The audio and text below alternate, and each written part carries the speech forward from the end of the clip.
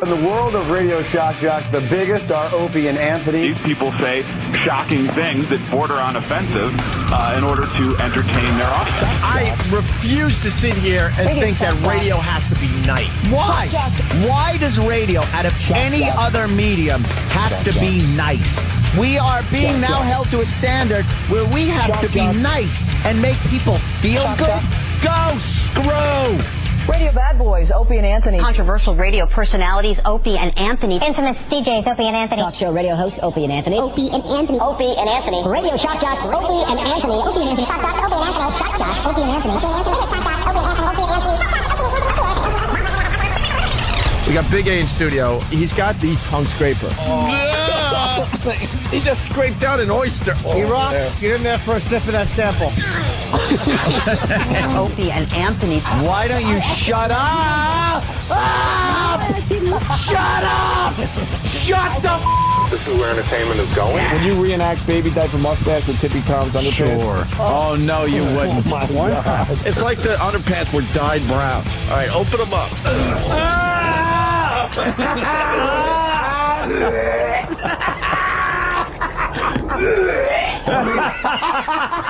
But enough of this palaver.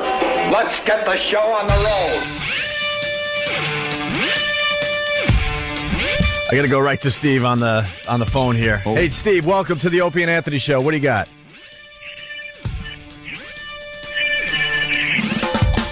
Steve. What's Steve doing? What's up? Well, what do you got for the show? I'm not. All right. Oh, my God. Yeah. Thanks for the phone call, Steve. Thank you. First call. Great first call.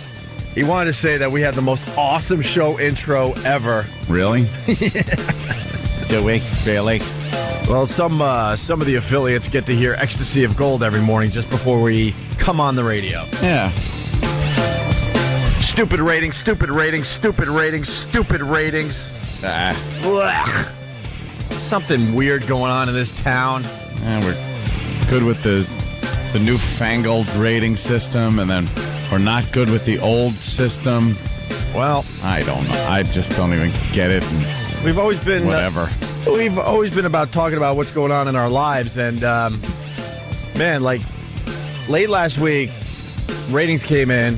That's going to be the new system that they're officially going to adopt in the fall, I guess. Yeah. I don't even know the month, but sometime in the fall, probably like 4 or 5 months from now.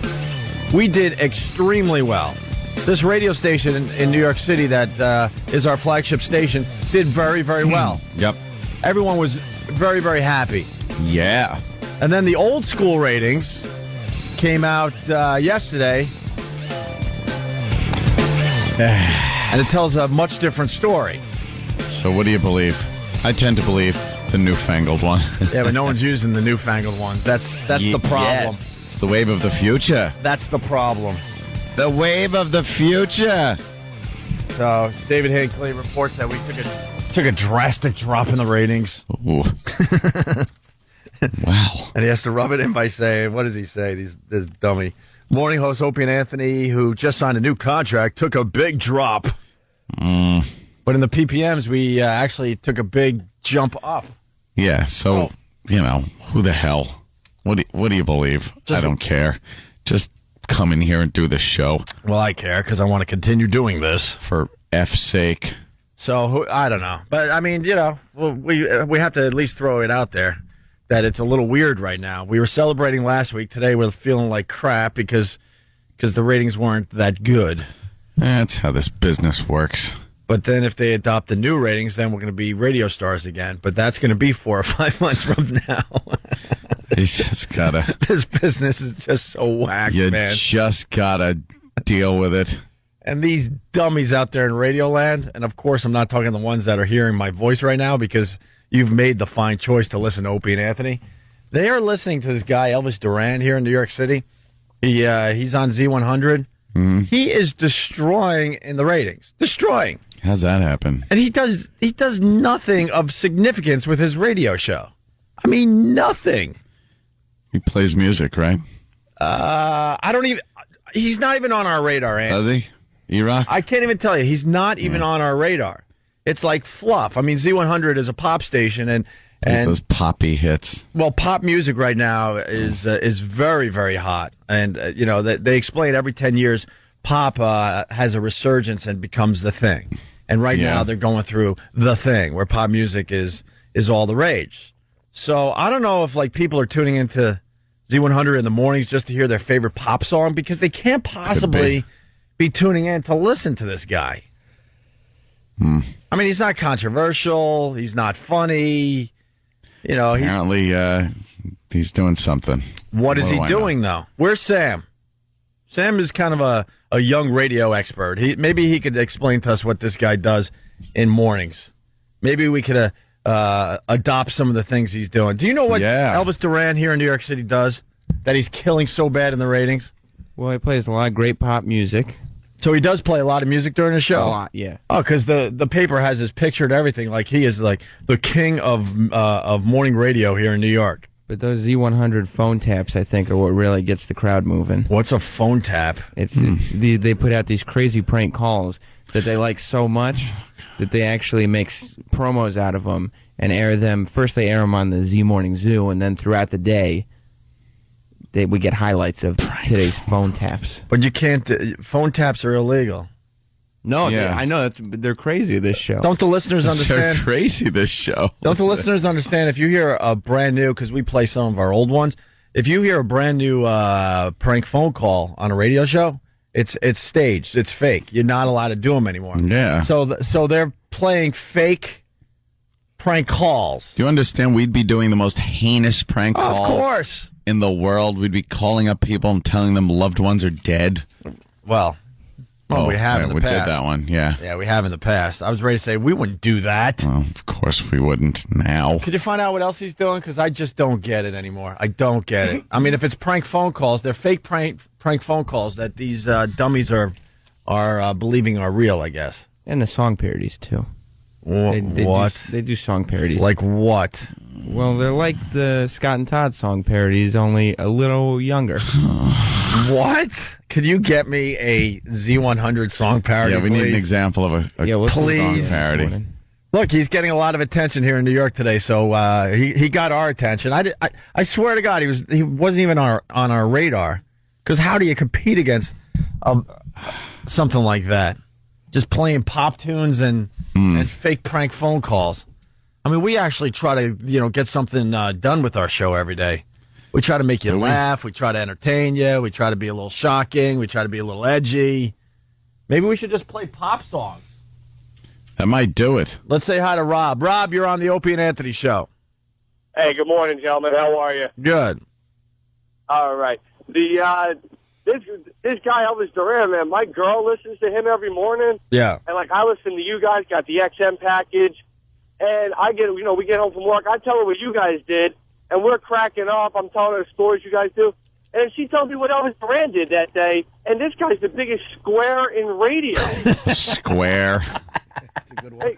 He's a square. That's exactly what he is. He's a square. That's going to make me laugh all morning, Rob.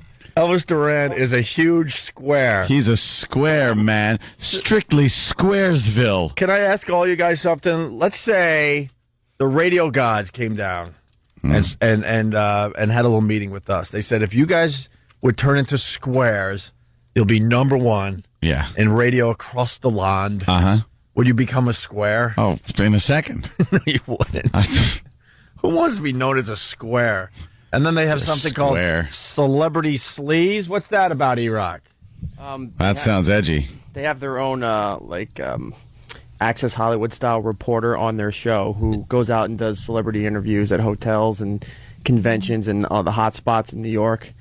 And she has her own little segment that she does, I think, twice in the show. All right, so we need someone doing celebrity gossip. Who on staff could do celebrity gossip? We're gonna copy his show today. Who wants to do celebrity sleaze? I know we're trashing him, and all of a sudden we're realizing, wow, he actually has bits that he does. Hey, does some show prep? No, we do the show prep. We do all that. Yeah. Absolutely. Let's say hi to Sean in North Carolina. Sean. Now, did Sam get all this bottled information from Wikipedia? Yeah, well, we do a lot of our show prep on Wikipedia. That could be one of our problems. They are just a corny little show. They're not really competition for. I don't think they get the same audiences as we do. Like, I don't think that the same guys that I see at my shows are not probably Elvis fans. Of course not. That's not the point I'm making. It just shows you how sad radio is in general. That's the number one show people are listening to because there's nothing he's actually doing that is important. Like, they could put in Elvis Duran could like retire, or he could die, or he could quit, or whatever. And they could just get another guy, just call him Elvis Duran. For the first week, people go, throw him in there. Wait a minute, that's not Elvis different. Duran. Or, wait, what's wrong with Elvis Duran? He sounds different. And then within a week, people will just think it's Elvis. It's the same dude. Let's go to Rob in Westchester. Rob, what's up?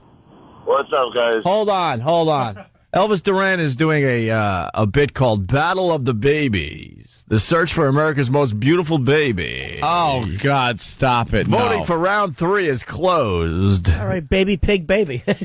Right. Baby pig baby we can do. Is your baby ready to rumble? Z100's looking for America's most beautiful baby, and if your baby is up for the challenge, you could walk away with $5,000. Wow, can we do an extra chromosome baby contest? Yes, we can. Biggest tongue. America's most beautiful baby. God, I wonder what those promos sound like. Let's say hi to Rob in Westchester. Rob, what's up? What's up, guys? Hey. I work for Con Edison, and my partner, every freaking morning, he puts on the Z Morning Zoo. Right. And he forces me to listen to them. They start giggling and get all funny because they say sex, or they talk about like the stupidest baby is crap. And my partner's sitting there laughing. I had to actually bring in my XM satellite and put it in the truck every day so this guy could understand what it was. It's the most obnoxious thing ever. Is your partner sexually confused? Probably pretty close to it. All right, guys, punch it out. See you later. Thank you. Let's go to Joe on Long Island. So we're learning that Elvis Duran is a square. He has a contest where he's looking for the most beautiful baby. Yeah. He does celebrity sleaze, which is just reading, crap from gossip columns. Yeah. Joe, what do you got? Yeah, I've listened to this guy a couple times only because before I got the XM, I couldn't get you guys on the radio out in Eastern Long Island. This guy is terrible. Everything he says, he's like a reporter. When he reports, he doesn't say how he feels. He doesn't give any insight, nothing. He just today in news like type of guy where he says nothing of square radio show is garbage. He is. That's what you mean. He doesn't say anything of any importance and nothing, and all he does is play crappy pop music all day. Yeah. All right, well. Yeah, they got nothing but idiots on the show. It's terrible. The show doesn't even compete. I don't even know why. It doesn't even constitute you guys even talking about it because they're garbage. Oh, I know, but he's got his picture in the paper, and they're bragging about how he destroyed an old demo. So now we're taking a look at why so many people would listen to a station like that. That's all. Thank you, Joe. I got to tell you, because people will read into this, we're jealous that we're not doing better in the ratings, but I'm certainly not jealous that someone like Elvis Duran is getting huge ratings, because I know that he's not really doing anything. I am. And that pretty much anyone could step in and take over his slot and do the exact same thing. There's nothing special there whatsoever. Let's go to Charlie in Philly. And our phones are lit every morning from all over America, so I don't get it. What's up, Charlie? What's up, boys? How are you? Hey, it's the wave of the future, Opie. Everybody's in love with Romper Room Radio. Letter of the day. Let's pour 10,000 marbles down steps. Woohoo! Lily. You're referring to the Preston and Steve bit in Philly where they thought it would be really exciting to. I don't even remember how many marbles they decided to just roll down the museum steps. Oh, that was 10,000, I think? It was crazy, though. It was the biggest flop in radio history, but they do great in the ratings.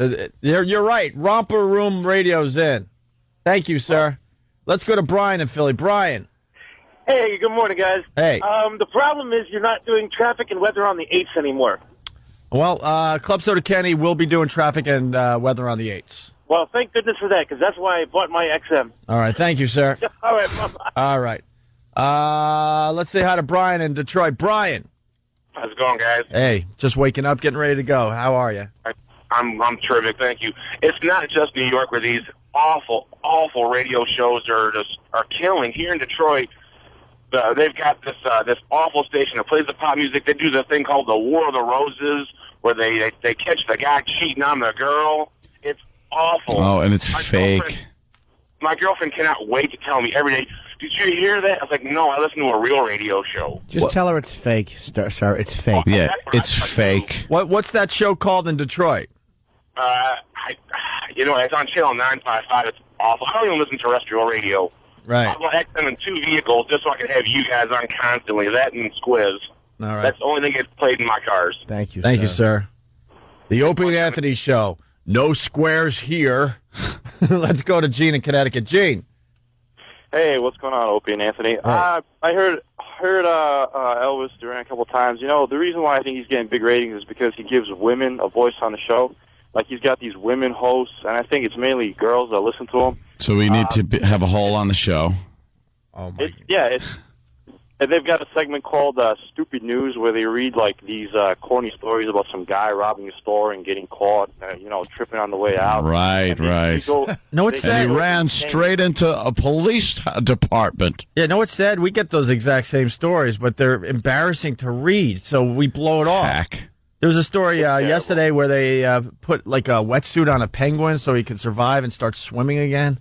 And I know radio shows would do that whole story. It's like, why? It's embarrassing. All right, guys, punch out. Take care. All right. So there you go. We could go to this all morning. Look at this. The phone's just completely lit. I don't get it. These morning zoos are becoming really, really popular. They're very safe. They play the pop songs of the day. So when you hear the pop song, you're like, oh, I like this song. So you keep the radio station on. But you're not going to get any surprises or anything edgy. Well, you're going to get prizes, but not surprises. Yeah. So whatever.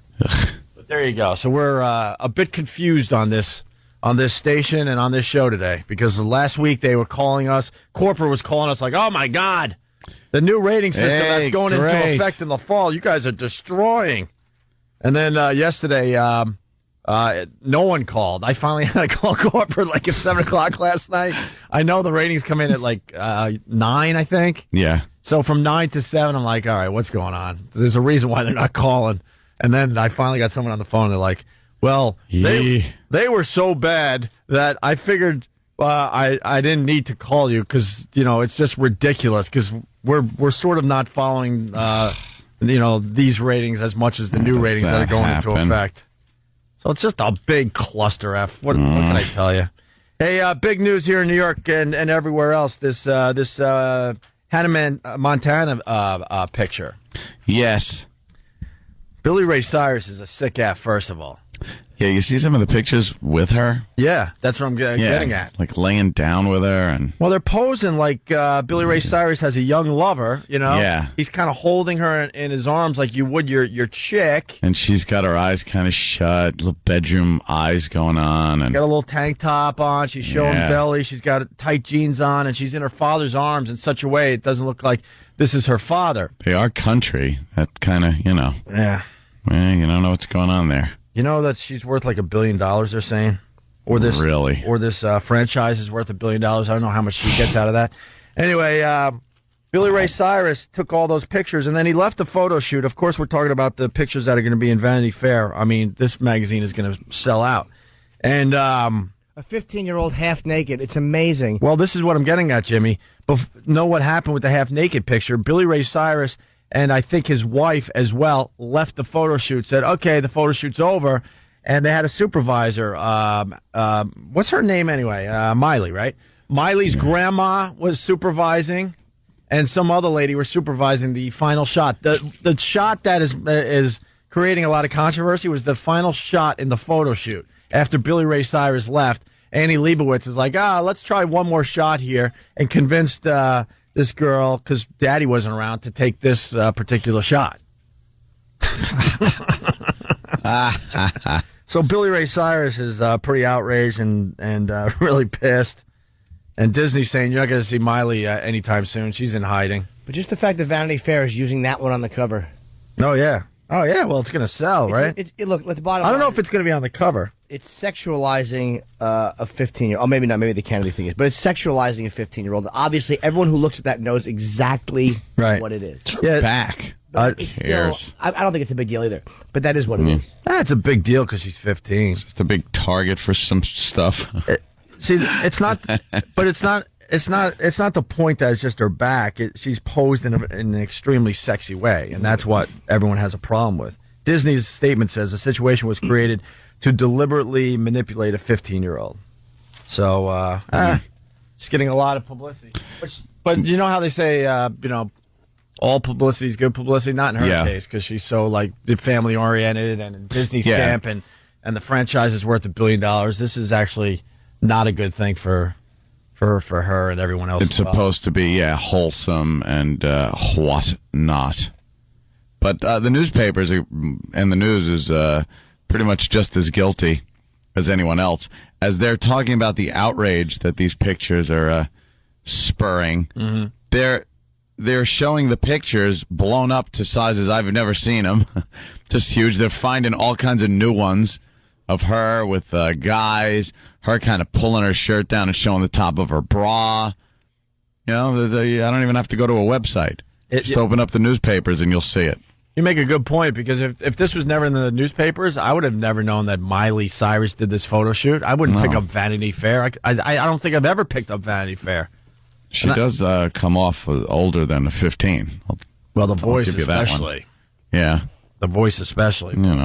But you make a good point about the newspapers. They're the ones that are actually spreading the outrageousness. Yeah, everyone's outraged because they see it in the newspaper. By saying, look at how outrageous these photos are. It's like, but it's in your newspaper. You're every single one of them. You're pushing this story to the next level and making it even bigger than it is. Mm-hmm. It's just amazing.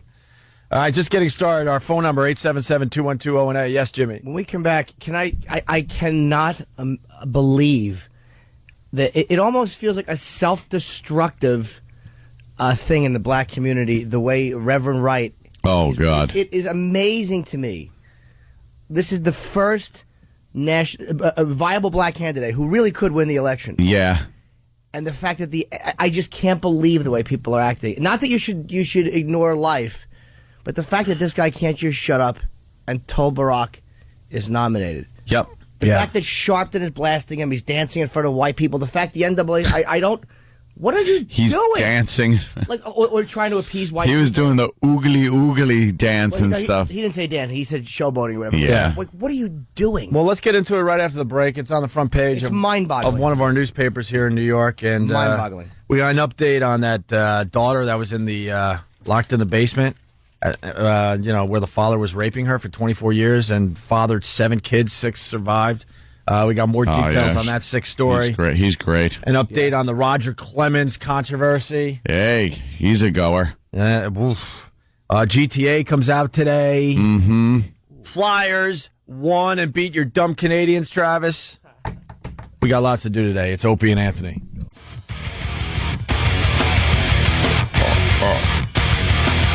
Wow, what's going on with the Celtics? You see the big game last night, Anthony, huh? Oh, my God. I couldn't believe it. The Celtics. Yeah.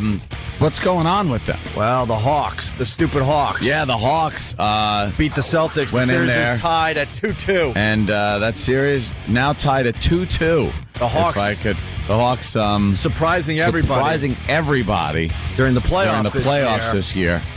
Not many people giving them much of a chance. Yeah. But so far, hanging in there with the Celtics. That's it's amazing. Right. We're back with the Opie and Anthony Show. And Pat Riley. Wow, huh? How about Pat Riley, right? Well, why don't you tell everybody? Pat Riley. Pat Riley, what can I say about him? Well, the legend. Yeah. Quitting as head coach of the Miami Heat. Quitting as head coach of the Miami Heat. That's pretty amazing. That's what I was going to say. Then you got the stupid Rangers. Yeah, the Rangers. Did you expect this with the Rangers? Yes, actually I did. You did? Yeah. What did you expect? Them to win. Well, they're losing. I know. Yeah. But I expected them to win. Oh, I got you. The Penguins are up 2-0 in that series. Yes. Game 3 tonight. A lot of Ranger fans listening to the Opie and Anthony Show. That's all right. Rangers, they're a comeback team. Yeah. I don't know. Are they? Well, Pittsburgh's tough. Penguins are tough. Tough team. 877-212-ONA. It's the Opie and Anthony Show. We're going to talk about Reverend Wright. But first, Sam is running in this audio. Thank you, Sam. Thank you. Because we gotta learn about the enemy. We got to learn about our competition. So we got a quick hit here, right, Sam? Yeah, just a quick example of what they're talking about this morning. Okay, here in New York City, well, the number one morning radio show is this Elvis Duran and the Morning Zoo. Yeah. Not only is he number one in mornings here in New York City, he's destroying in mornings. Like destroying. No one's coming close.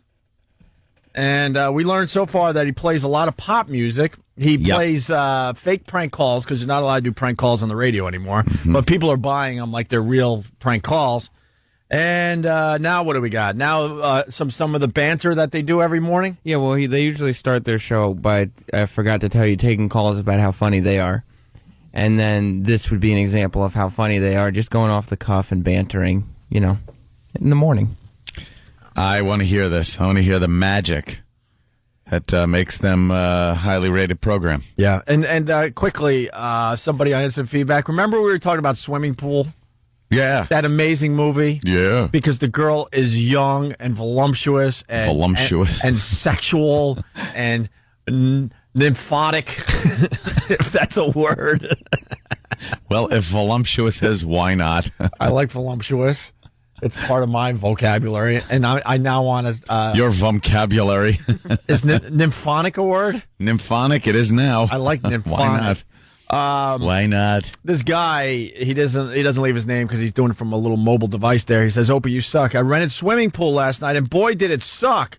I get that the girl looked hot, which is why you enjoyed it, but the movie sucked. We never said the movie itself was good. Oh, you dummy. You dummy. Gotta listen closer. We said the movie was great because this girl's in it. This girl is just naked. I don't even know. I mean, doesn't Mr. Skin tell you how long the girl's naked in the movie? She's topless. She's having sex with strangers. She's popping out of the pool while a guy's sitting on the edge and then takes care of him. Does a little service call. You got the old broad wishing she was young. And nymphotic. Nymphotic. That's why we love this movie, not because it was an actual good, storyline. Jackass. Thank you. All right, so back to Sam. So they start the show by saying, having callers call and say how funny they are? Yeah. Oh, my God. All right. Well, that's nice. All right. And what else? And then this I brought in, I was like, oh, well, then I can't wait for them to get funny. And they did. Wow, okay. Oh, so you got an example of them being funny. Yeah. They bring the funny? Oh, big time. By the way, Swimming Pool from the year 2003, because I think there's another version, and if you rent that, you're going to be very disappointed. Gravely disappointed. Yes. Okay. The number one morning show here in New York City did this a mere 15 minutes ago. I don't get it. Maybe someone will demonstrate to me on the Snoopy doll how you use them, what a maxi pad needs to do. Okay, come on. I don't know. I just come on. Come on. You hear the hole? Does the hole always have to be the hole? Does she always have to be come on, oh, guys. Oh, you're so wild. Can we get a montage of Holes Across America? Holes Across America. Let's do Holes Across America. A montage of what they actually add to morning radio. They add what you just heard. Oh, come on, guys. This is getting a little crazy. You're talking about a maxi pad now. Stop, guys. All they do is remind us of why we don't want to hang out with them. Ugh. Every time they talk, they remind us of why we like to hang with guys more. Shut up. I like to hang with girls. Not to be funny, I don't ever. No one wants to hear, oh, guys. Do you think people are driving going, oh, good thing she's there keeping them in line? How many jokes have you made around women that they're like, that you're like, why are you here? And please don't look too deep into what we're doing today and start saying we're jealous, because we're not jealous. No, we're gay. Because this is the type of radio we have no desire to do. It's just god awful. All right, so back to the cute banter. Needs to do. Okay. Come on. You know, I don't know. I just know it's this big thing and has wings or whatever. My brother used to take them, and he used to take the back off and tape them to the wall. It And he flies? would make a design on the wall with them when he was a kid. Really? Well, that's a waste.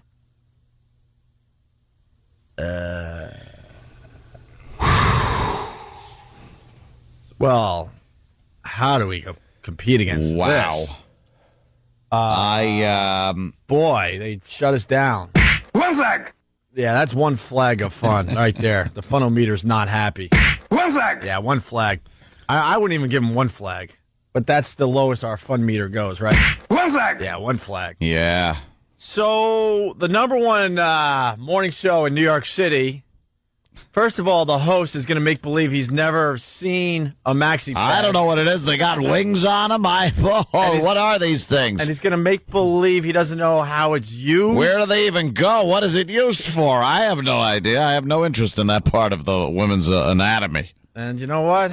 He might be using... Maybe I should shut up. I have a great line, but I can't use it. Can I write it down? Wait, hold on a minute. What? Hold on. Hold on a minute. Yep. Yeah, da, da, da, yeah. Where Yeah, do we go? That's not the one? Oh, here it is. We'll be back with the Opie and Anthony Show.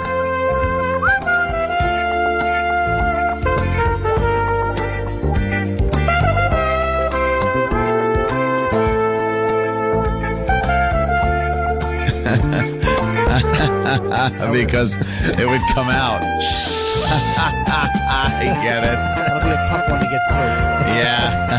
Yeah, I know. Well, we're back with the Opie and Anthony Show. But I have heard that he does swing in that direction. Wow, yeah, that's funny. I've heard things. Because that, oh my God, would that be messy? Anyway, back to their lovely discussion about maxi pads. Did you just say it flies, has wings? Yeah, they had Froggy. What? It flies like it has wings. You know it has Did wings. Froggy say that?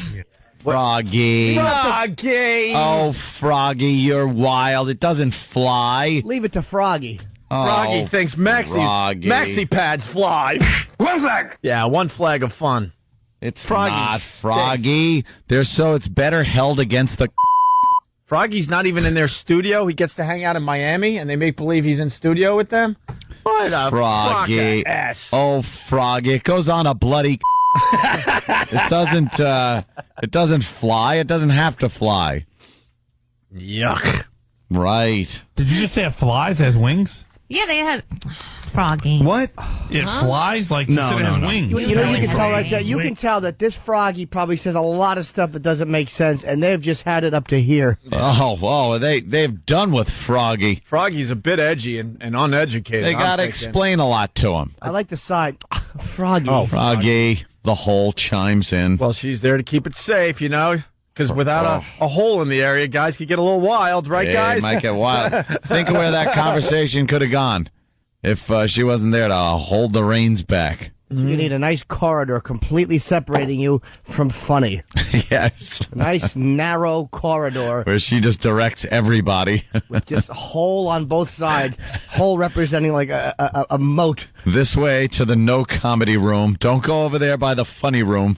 I'll tell you one thing, though. It certainly does well in the ratings. Yeah. Well, This is killing the ratings, so that's why we want to take a little look today. One flag! One flag of fun, that's right. Did you just say it flies, has wings? Yeah, they had Froggy. What?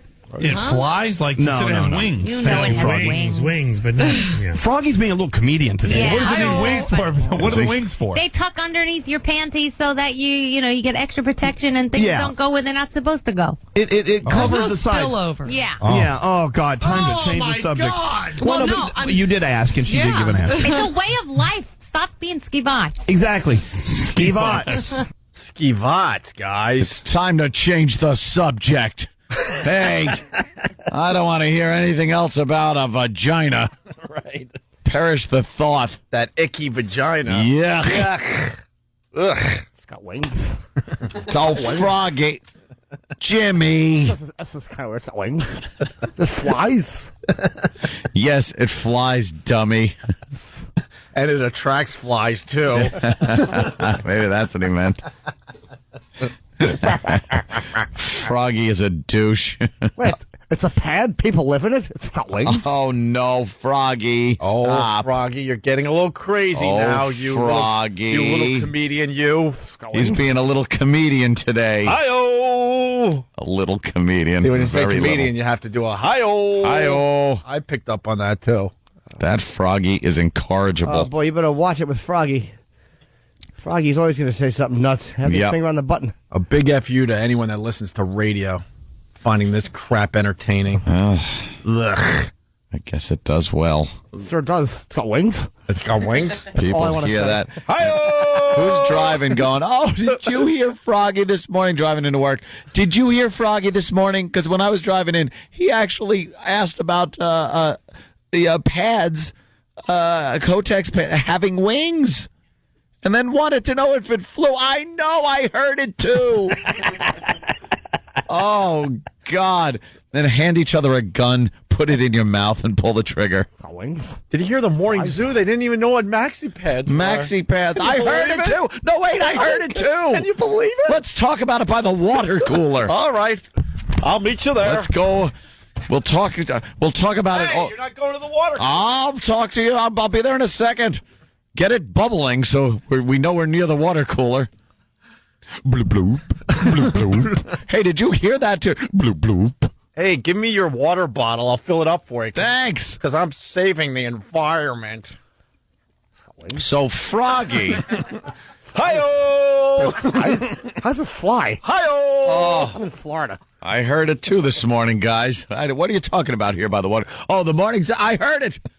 That Froggy, right? He said it has wings. I heard that. And he didn't know. He thought it was used to fly. Oh. Can we just hear Froggy? Can't wait to see what he says tomorrow. Can't we just get new Froggy, Jimmy? I got to hear wings. You got to Please. I just want Oh. Where was the wings part? Life. The beginning of it? Life? All right, hold on. Because there's a picture of Is that him? His mouth looks like he says his S is weird. Yes. He's a weird S mouth. His teeth are in the shape of an S. That's There's why he something makes a wrong weird with it. S freaking sound. Did you just say it flies, has wings? Yeah, they have. Oh, you're right. He does. Oh, jeez. Flies. Has wings? Has wings. What? It flies like you said it has wings. You know it has Froggy. wings. but no. Froggy's being a little comedian today. Yeah. What does it need wings for? What are the wings for? They tuck underneath your panties so that you get extra protection and things Yeah. don't go where they're not supposed to go. It covers the side. All right, how ugly is she? Because she has kind of a nice voice, which means she's got to be really up there on the That ugly whiny meter. thing? Yeah. Oh, she's all right. She's all right. All right, I'll give her that much. I'd give her the business. You what? Very Wings? sexy. Hi-oh! Hey, let's change the subject. Don't talk about attractive girls. Listen, look at this dummy. Dave in White Plains. Dave. Hey, at least they got a show. You guys are publicizing their show. We're doing... Oh, damn it. Up with your own show. Oh, we are. It says on the line, do your own show, please. This is what we do. We're doing our show. That's right. We're You publicizing. guys can't even come up with anything original. At least they got something going on. Hey, we got you listening, you dummy! Ah. How dumb are you that you're listening to our show and calling and saying you don't have anything original? You dummy! You woke up and went out of your... You dummy! You went... You got up and went out of your way to tune in our show, you idiot. How stupid are you? How stupid are you? How stupid are you? How stupid are you? How stupid are you? How stupid are you? How stupid are you? How stupid are you? How stupid are Talk you? about what? How stupid are you? How stupid are you? How stupid are you? How stupid are you? Jeremiah in the morning. We talked about What? Sean Bell for an hour yesterday, you dope. What did he want to bring up? He's probably, somehow associated with that show. Where are you going? You hung up the phone. So you got to do your own show. You're publicizing them. Froggy rules. Froggy. All I want to hear Froggy. is Froggy now. That's all I want to do is just isolate Froggy sound clips. Yeah. Bacon! Bacon! Where's the bacon? I smell bacon, bacon, bacon! Gotta be bacon! Only one thing smells like bacon, and that's Bacon! Bacon, bacon, bacon there! Please, please, give me what's in the bag. Chewy, yummy, smoky bacon. There you go. Oh boy, oh boy, oh boy. Num, num, num, num, num, num. It's bacon. See, we do wacky bits. What was that? That's E-Rock. That's E-Rock doing the Beggin' Strips commercial. Yeah. How old is that? It's brand new. We had him do it on Friday. Because it sounded like him just yearning for some type of pork product. Yeah. Let's say hi to Tommy in New Mexico. Looks like Tommy. What's up? Hey, what's going on, boys? Hey. I was just calling in to say how great it was to have you guys in the new GTA, just all over the place. I turn on the game like 2 minutes into it. I hear Fezzi on the radio, and then Patrice shows up. It's great. Yeah, I got to say, GTA's coming out today. They're talking about the fact that it might sell 9 million copies in the first week. Like, these videos, GTA does way better than any movie that comes out. Yeah, they blow way away, right? better. 9 million in a week times what? What is it up to? Like $50 a game? Yeah, you could get discounts here and there if you look around. But for the most, let's say it's $50 a game times 9 million. It's got to be something like $50,000-$60,000. Perhaps more than that, Ant. 400. Thank you. If it's $50 a game and they sell 9 million in the first week, that would be $450 million they take in from the first week of the game. And they're talking about No movie selling comes 10 million close to that. total. Really? Yeah. 10 million. What? Most people will buy it in the first week, and then and then it like drastically drops off. But then over a period of time that the game is out, it should sell about 10 million. Wow. Copies. Yeah, the cool part of this GTA, we're all over it. I mean, Anthony sings a jingle for a beer commercial. I'm a reporter. We're all characters in this thing. I'm a bad guy. A lot of the comedians you know and love from the show. A lot of the staff members are in there. You got Ron and Fez, they're in there. It's unbelievable how many voices you're going to recognize in GTA 4. Our comic friends. The new game coming out today. You should listen. There's one part where the car is falling off a bridge, and you'll just hear someone going, "It flies? It has wings?" Hi-yo. Oh, guys. Come on. A little secret, too. If you want us to stop talking about, or stop doing a bit, the best thing you could do is not call the show and say, stop talking about that bit. Because now all we're going to do is play their audio today. What did he want us to talk about? I don't understand. How do you understand? He's not a fan of the show. No. He obviously is trying to stick up for them. He's probably calling. Yeah, it sounded like he wanted us to address something or Sean talk Bell. about something. We talked about Sean Bell for an hour yesterday. And, we had some good conversation about it. Oh, was that it? And we're going to talk about it. And we're going to talk. We're going to talk about the stupid Reverend. We'll talk about Reverend Wright next. How's Reverend that sound? Wright. How's that sound? I would like black people to call. I want to hear opinions from black people. I feel like black people, I mean, this is like self-destructive almost. It's like, what are you doing? Yeah. I mean, they really should take this guy aside and say, look, could you just put your own agenda aside for a moment? Got a black candidate running here. You're tied to him, no matter what you think or say. It's going to go back to him. It's going to reflect on him. But he's making it worse. It's almost on purpose. It's almost like the way Sharpton is reacting and the way the NAACP gives this guy net. I don't get it. It's almost like the nomination is almost there. Can't you just see the bigger picture and shut your mouth? Oh, bigger picture. Sorry. Whew. Yeah. Whatever. We'll talk about it after the break. But I can't believe. Well, we could sneak this in. The NAACP gives him a national stage. Yeah. How stupid. Obama says Reverend Wright does not speak for his campaign. In this clip, Reverend Wright says he's not Obama's spiritual leader, but continues to make controversial statements. Here is Reverend Wright. I'm a pastor. He's a member. I'm not a spiritual mentor. Oh, really? Guru. Wright referencing his longtime parishioner, Barack Obama. He's making no attempt, though, to stay out of the spotlight, thus potentially making life harder for Obama's campaign. Here comparing U.S. troops to the Roman legions who killed Christ. Yes, I can compare that. We have troops stationed all over the world, just like Rome had troops stationed all over the world, because we run the world. Oh, boy. Just he's got to relax a little bit. But he's actually, I like this because I'm a McCain guy. So. He's wrecking. He is single-handedly going to ruin this campaign. Yeah.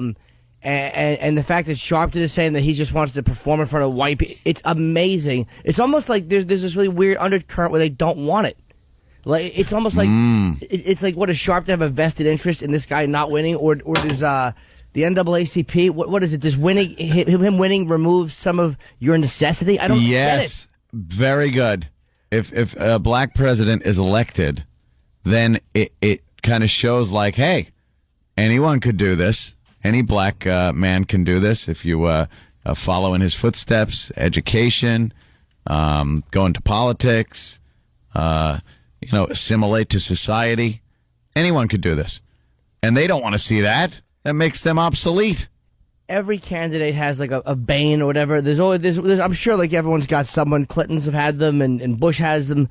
But almost like for this guy to be on a media tear, this close to the nomination when Obama's, it's almost so self-destructive. It's extremely self-serving. He doesn't give a crap. He sees an opportunity to get his name out there and become bigger than he is. He doesn't care about Obama in his campaign at this point. Him saying he's not his spiritual advisor. He's known him for 20 years. He brought him to Christianity. He actually was the guy that brought Obama over to Christianity, presided over his wedding. There were a couple of other things that he had done for him as his spiritual advisor. Right. And believe me, they might not be making a big deal out of this now, but forget about it. If it came down to McCain and Obama, McCain would be using this like crazy. Crazy. Speaking of that, Obama is trying to distance himself. Good luck. Here we go. There was Wright over the weekend talking about slain President John Kennedy. Ask not what your country can do for you. Ask rather what you can do for your country. How do you spell ask? Some of the comments that Reverend Wright have made offend me. He does not speak for me. He does not speak for the campaign. I am not running for office. I am open to being vice president. He's just a showboat looking for but amazing. And what do black people do? Love them and welcome them with open arms. Congratulations. You're sinking the first real black candidate. Excellent job. You know what Middle America's doing? Oh, boy. Excellent job. Oh, boy. Oh, boy. So no. Makes fun of the accent of the last assassinated president. How do you spell ask? That's good. Very good. Wasn't JFK extremely supportive as far as black issues? Yeah, what a dope. We got to take a break. We really did. Why don't we go to the phones next, see if anybody wants to talk about this. 877-212-08. More Froggy audio, hopefully. Oh, good. Also, GTA 4, already a controversial game. We got the news acting like they know. Shut up. Know about gaming. Exactly. Shut your traps. We got more audio from banned cartoons. We got the update on the woman that was locked in the old cellar for 24 years. We got, you know how they do stupid news, like silly news? Well, we got a silly lampshade story that we didn't get to yesterday. It's silly, all right. Oh, boy, is it. We're going to do that next as well. Opie and Anthony, lots to do today. Stay there. Hey, this is Jim Norton from the Opie and Anthony Show. I'm coming at you, Pittsburgh, May 2nd, the Byham Theater. You got to go to Ticketmaster for tickets. It'll be me, and it'll be a lot of fun.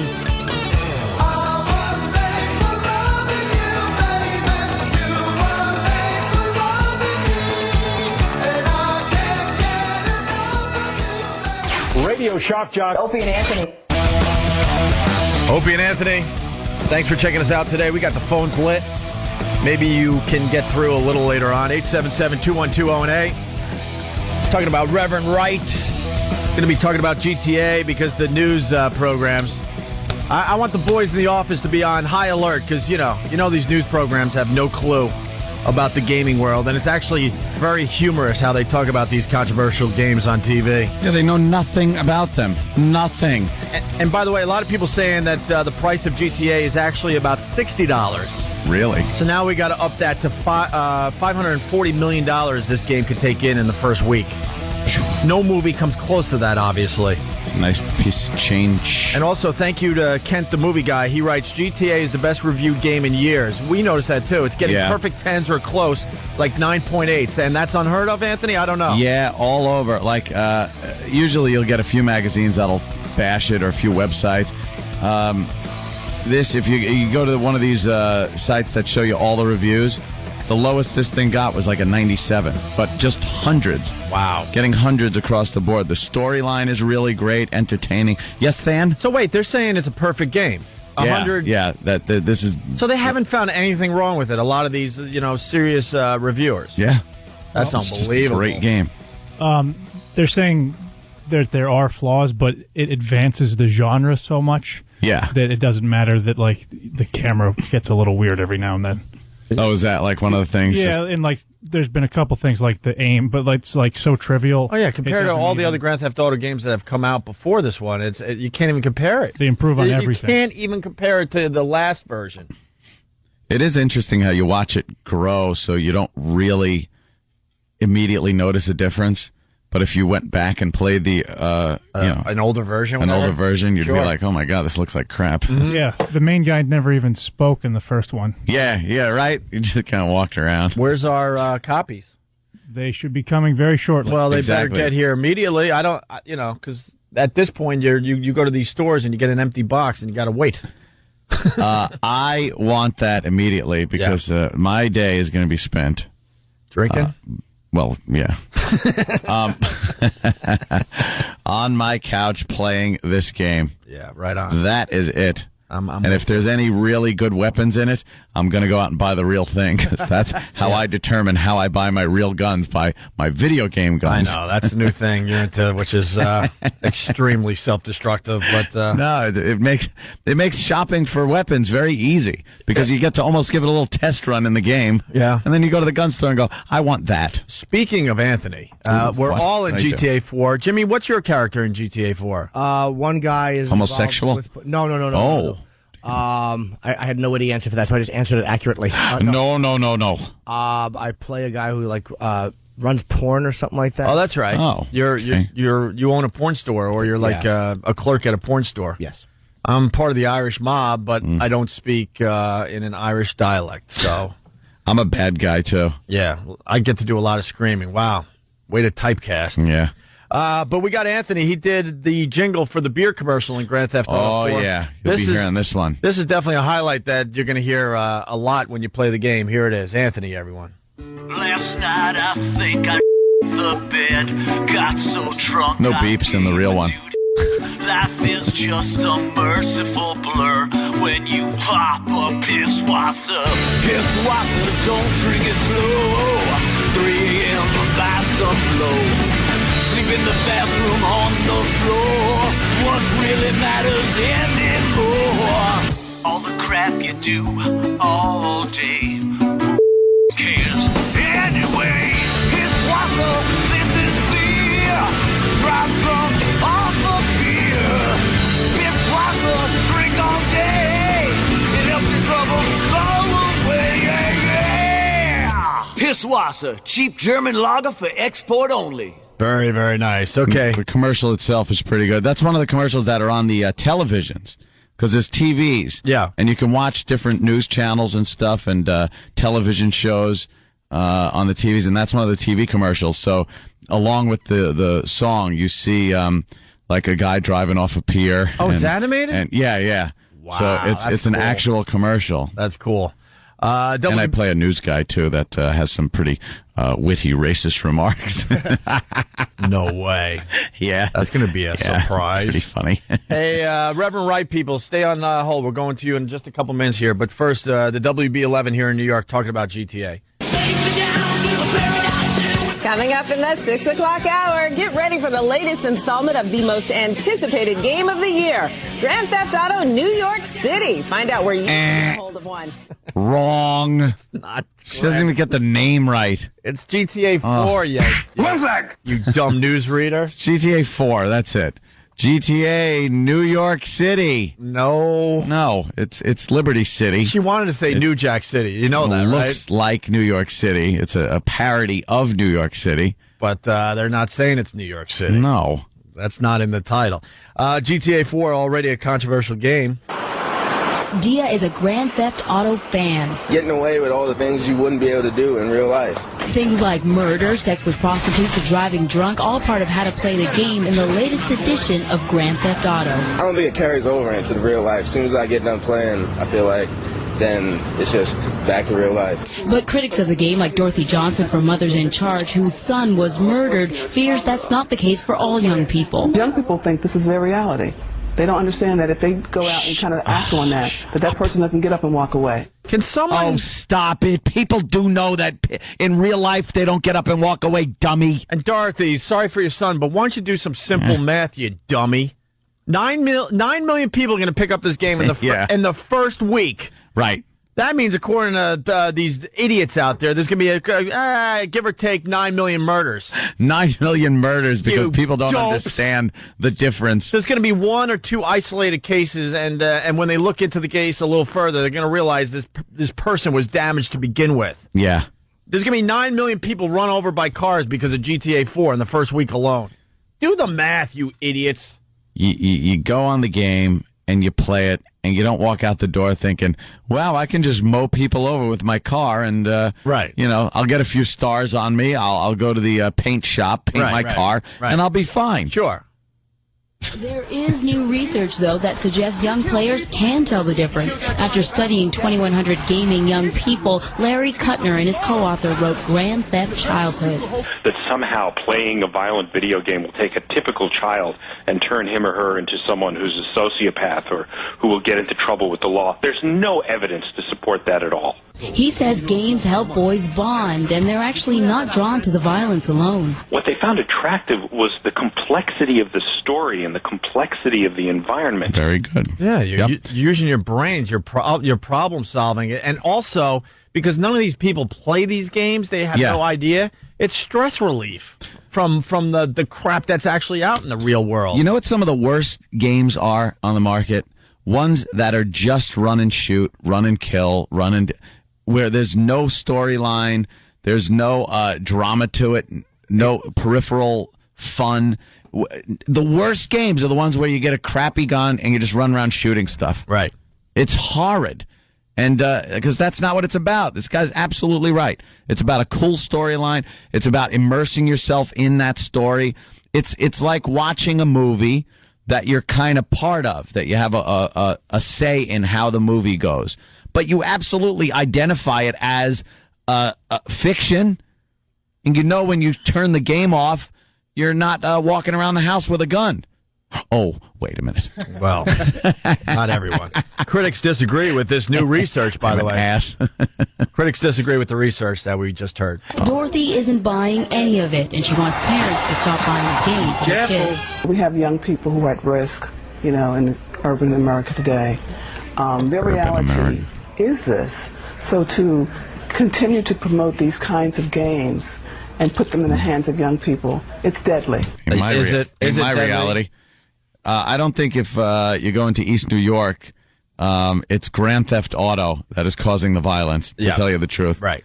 Yeah, I don't think so. Dorothy, do you realize how many hours these people, these kids spend playing these games? It's a great babysitting tool. I don't think when you get lost in Bed-Stuy and ask for directions, I don't think GTA has much of a bearing on if you're going to get killed or not. You know how many people would just be bored wandering the streets of, let's just say New York, let's just say Boston, let's just say Buffalo, bored out of their minds, they're getting into trouble because they don't have these violent video games? Yeah.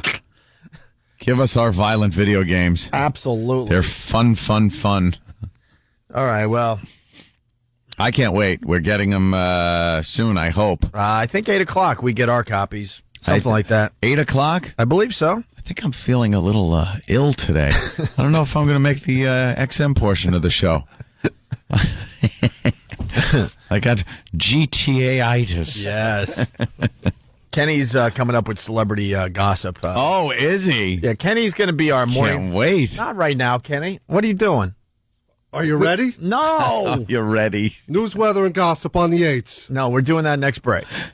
We got to compete with these morning zoos, so you're going to be instrumental in us competing with the morning zoos out there. So just read your and he your puts copy. the mental in instrumental. That's right. That's right. Changing gears.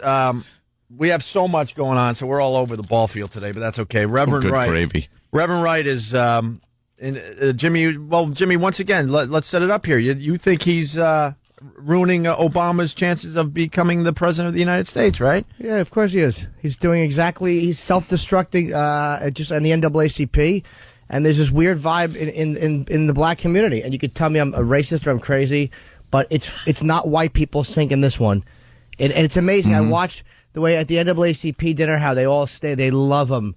They love Reverend Wright. And no one is saying, hey, dummy, just shut up until this guy gets the nomination. There's no bigger picture at all. Do you think black people in general are self-destructive when it comes to this? I don't know. I mean, I don't know. I mean, why would the NAACP think this is okay for Reverend Wright to be? We watched it yesterday on CNN, and all the news channels covered him live. And how does that help Obama in the end? I think it's because they're under this impression that he should be able to say whatever he damn well pleases, because he is a powerful, educated, black man, Reverend Wright, and they don't understand, like Jimmy said, the bigger picture.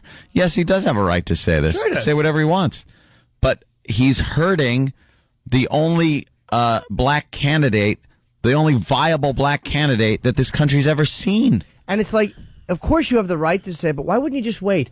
Like, why can't anybody... Like, at the NAACP, what, are you afraid of becoming irrelevant? Is that what you're afraid of? Is there that little thing in you that's a little afraid of becoming slightly irrelevant? Yeah. The Democrats in general are doing a horrible job, too. Oh, they're awful. Because at this point, they should have, got together and said, look, one of you guys, probably Hillary, you got to drop out for the sake of the party at this point. But she's smart not to, because let's just watch the self-destructing. Yeah. Yes. Now I think she knows. Maybe that's why she refuses to go away. Tony, Jersey, what's up? Tony, Jersey. Tony. Yo. Yeah. Let's go, Tony. We got a very busy show. I'm sorry. I wasn't aware you were calling me Tony today. Hey, Oh. listen, I was What's your... What's my real name? Yeah. Anyway, Khalid. Okay. Way off, So why right? would I call you Tony? I don't know you. Whatever. That's the name you gave. All right.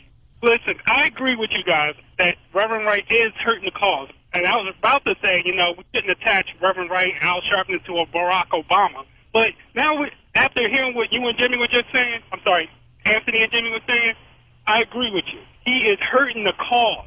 And he's just making it harder and harder for anybody to see the black man over the fact that he's just simply Barack Obama. This will be used as, believe me, as a huge campaign tool for McCain. If Obama gets the nomination, they will drag out footage of Reverend Wright with Obama, play quotes from him, have it up on the screen. I could see the campaign ad in my head already. Yep. I know what it's going to look like. Grainy black and white, slow motion to make him look more evil. And it's just going to be Reverend Wright and Obama, arms around each other, smiling, with quotes that Reverend Wright said being tied to Obama. That's exactly what McCain's going to use. He's on a media tour. Yeah. Like, instead of just laying low and saying, look, this guy is going to get the nomination for president, he's on a media tour. Yeah. He knows this is his shot at fame and Wow. fortune. He doesn't give a crap about. You can't think. I can't imagine that he really cares about Obama. He's playing it up for the cameras. He is loving it. Let's go to Craig in New York. Craig. Good morning, Nagel Dix. How are you? What's up, man? Just want to. Wasn't very nice. Weigh in I on know, this. but it's funny. It is funny. This so-called preacher man. Yeah. Even though he's all over the map and he doesn't make much sense, I kind of blame the media for giving this guy a platform for his rhetoric. Yes, the media. Yeah, but you can't expect the media to do the responsible Media's thing. going to jump on this. Of This course is they are. custom made for them. It's sound bites. It's controversial. It's racial. It's made for them. And that doesn't explain why the NAACP makes him the featured speaker or a speaker at a dinner, or why he's going on this media blitz. They're just dummies for doing that. But this is the same media that harps you guys. This is the same media that got Imus fired. You're right. Yeah, then be smart and know how it works. The media will never do the right thing. They stink. And I'm surprised Sharpton hasn't chimed in that much. Well, he has on the Sean Bell verdict because Barack called him and asked to be kind of, a call for calm or whatever, and Sharpton saying, and he's performing in front of white people. That's good. Oh, yeah. That's a good one. Yeah. Well, because Reverend Al ran for president, and it was a joke because he's an extremist, a separatist, a racist, and he doesn't want to see a black leader in this country that's a true black leader. A black guy is killed. Exactly. One of the cops or two of the cops that shoots are black, but all of a sudden Barack is grandstanding in front of white people because he's not taking the same tact on the shooting that Sharpton took. He's grandstanding for white people. So with black people, wait, who said that today? Sharpton. Reverend Al. He's grandstanding for white people. Yeah. There you go. There you go. Congratulations. We got Good someone job. defending Reverend Wright. We got Jason in Pennsylvania. Jason, what's up? Hey, guys. How you doing? Good, man. Hey, I was watching CNN yesterday, and it just seemed like, I know we see all the snippets on YouTube and, whatever, but it seemed like once he explained himself, it made a little more sense to, what he was saying. I'm not defending all his comments, but it just seemed like he made a little more sense yesterday once you got to hear extended version of what he actually had to say. Yes, like when he said Obama is, he goes, Barack, he goes, well, he's speaking like a politician. That's never used as a compliment. That's saying he's being phony and backing out. The Reverend Wright is just defending himself, his own ego. He's not looking at a bigger picture. And he's saying that Barack is being a politician when he says that. He's basically saying, look, Barack knows what I'm saying, but he's being phony. Yeah. That's what Wright is saying. And these guys just don't work together in the media. Reverend Al Sharpton is all about himself. Reverend Wright is all about himself. Yep. It's amazing. The NAACP is all about their organization. All about themselves. They care more about the NAACP than getting Obama elected. But bury the N-word. That's a good thing to do. Yeah. Have that ceremony. What's that? Once again, you have the media spinning it, like you see little snippets, and, the media takes, 5 seconds of it. You guys know all about it. Yes, 5 seconds or something. Well, not yesterday. They ran Reverend Wright's speech at the NAACP in its entirety. We were watching it over at XM. We had to give up on it. Every news channel had it. MSNBC, CNN, Fox. Go through the channels. It was on everywhere yesterday. You're right about the news snippets, but there's so much material on this guy. You can get more than a snippet. You can get everything he said. Believe me. Right. Okay. That's all I got. Punch it on, boys. Thank you, sir. Let's say hi to Eric in Colorado. He's a regular to the Opie and Anthony show. How are you, Eric? Morning, boys. Hey, Anthony, NRA member. Have you got the memo from the NRA about Obama's stance on guns? I certainly have, and I'm disgusted with Obama's gun policies. They're awful. He's yes, sir. He's calling for a complete federal ban on all concealed carry permits. Yep. He's calling for a complete federal ban on all automatic weapons, Mm-hmm. a complete federal ban on the sale and transfer of semi-automatic handguns and rifles, which is pretty much everything. That's everything. What are you going to go back to a musket? That's pretty much what he wants. Obama! Ugh, Obama, get out of here. Yeah, his gun control. And he's trying to come across as a guy that isn't out to take away your Second Amendment right. But well, and if you guys need to get the story about him when he was in the Illinois Senate regarding basically supporting home invasions. Because he didn't want a homeowner to be able to defend themselves. Right.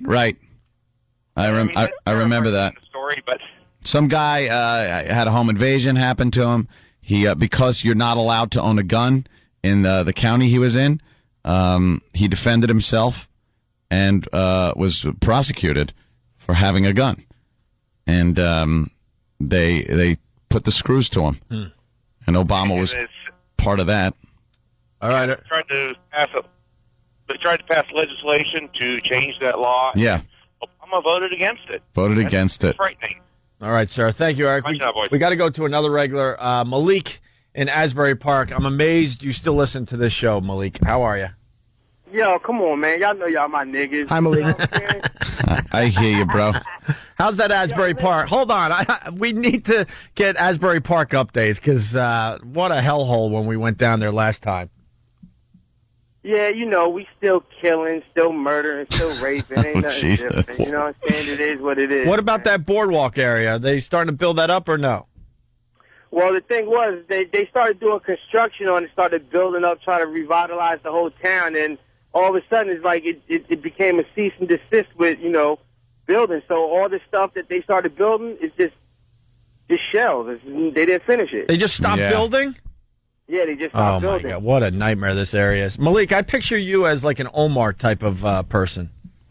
Nah, come on, man. I came on to the show. Y'all remember me with Sting. You know what I'm saying? I don't remember you. We don't remember half the people that do our show. I'm sorry, Malik. What do you got on this one? Yeah, but listen, man. I agree with you and what you guys saying with O&A and Jim, what you're saying about as far as what Reverend Wright is saying coming out right now. Yo, he should be real low key about about some of the things he's saying, because Obama does have a real good chance of becoming a president. But the stuff that he is saying, yo, you got to give it to the man. He's dropping jewels. Yo, first of all, white America, middle America has no idea of what the black church is about. And he's giving insight to what a lot of black churches are about. Just like black America, urban America doesn't know what Roman Catholic churches are about. They go into church, they start seeing people singing, oh, they get scared. Just like you guys don't know what it's about when you see a reverend speak with a lot of emphasis. You know what I'm saying? So it's not like... Even though you're right, Malik, like I'm not saying Wright is doing anything wrong other than he's just saying what he says. But it's like, just to now go on a media tour, instead of just shutting up and looking at the bigger picture, like imagine if Hillary's priest or whatever came out and was bad-mouthing Jews or saying things anti-Jewish, and then went on a tour and started defending why the Jews were a problem and why. Now I have a problem. Who do I vote for? But you know what I mean? Instead of just laying low, the NAACP puts the guy on a national stage, and the guy goes on a media blitz, not caring that the bigger picture is that it's hurting this candidate. Yeah, because everyone loves the spotlight. What do you think is going to be better for you? You want to talk about self-esteem and image or whatever? Kids growing up now seeing this image of Barack Obama in the White House as a goal to aspire for, instead of just some rhetoric that you hear America talk about how you can do whatever you want to do. No, I completely agree. The time that he's coming out right now is basically self-destructive to Obama's campaign. Very. I mean, just keep your mouth shut to the dudes in the presidency. We're going to take our 40 acres and the mule when he gets in there. Oh, boy. This guy's doing a great job, too, huh?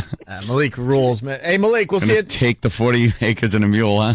We'll see you at the Stone Pony for the next Bruce Springsteen show. Have a good day, all right? Malik, everyone, from Asbury Park. One more. Cook in Queens. How are you, Cook? Cook. What's up? Fellas? Hey, how are you? Up? Listen, I want to know, how come all of a sudden now, like, Obi was right. These are just people who just looking for their spotlight. Reverend Wright, everybody just sits there and just shouts rhetoric against the white man, screaming, screaming, screaming. And nobody mentions our own problems and our own issues. It's like, when these cats is doing this, white people get nervous, like something's going to happen, but nothing never comes out of it. Why even pay it no mind? It's not that anything bad's going to happen. It's like any time there's a campaign, you look for any insights into the candidate's mindset, and when a guy is that close for 20 years, it could be an insight into his mindset. I don't think anything bad's going to happen. No. But what he's saying, he's not just saying things like America owes reparations.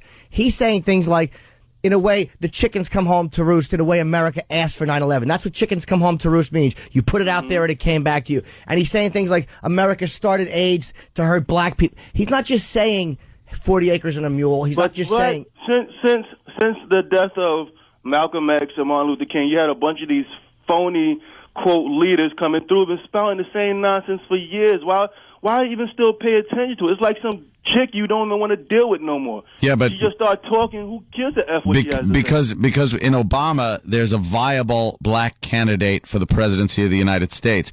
For him to be tied to a guy that is spewing this rhetoric that in the black community is fine, but white people, especially in middle America, look at it like, oh boy, they're at it again. But what you fail to understand is, that's a small pocket of the black community. Yeah, but it doesn't matter. The media's blowing it up out of control and out of proportion. It's the same way when some white man get on there and suddenly says something racist, like when the whole situation is, now everybody's lumping together every single crazy, quote, white shock jock together. No, you know what I'm saying? But the difference is, though, and this is you're right, except for the fact it's not just an isolated guy. It's like the NAACP is making him the featured speaker of the dinner. And when has the NAACP really been relevant to the black community? Honestly. That I honestly don't know. I mean, they haven't in freaking since they got rid of Coal Black.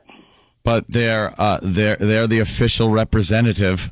When the media wants to talk to somebody, they go to the NAACP. And they understand the impact they have.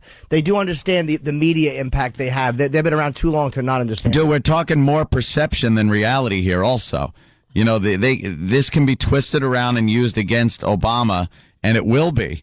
This guy should know this and maybe keep his mouth shut for a while. That's all. Yeah.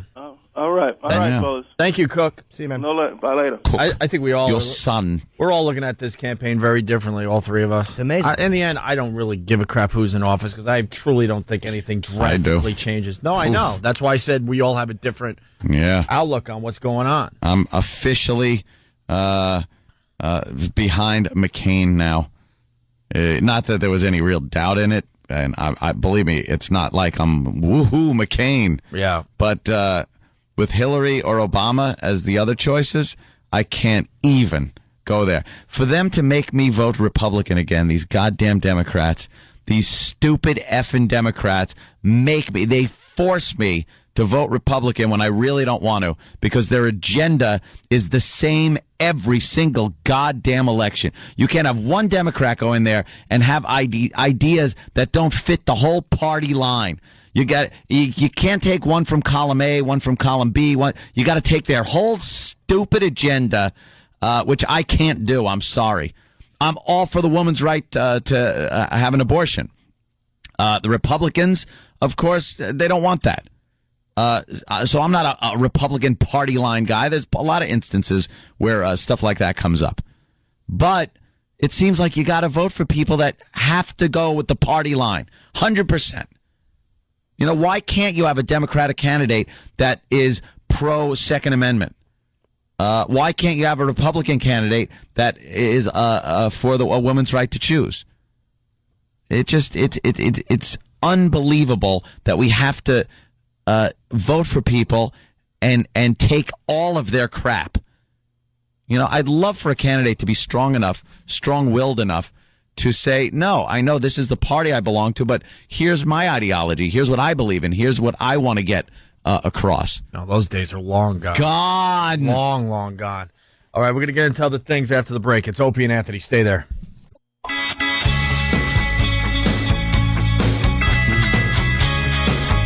You're checking out the Opie and Anthony show. We just got a report that Laszlo had the game in our hands in, 15, 20 minutes. GTA 4, our copies. We're in the damn game. We should have had copies waiting for us on our desks when we got here at 5 this morning. I just want to address this guy, Evan, from Texas, because I think a lot of people are confused. Evan? Yes, sir. Hi, sir.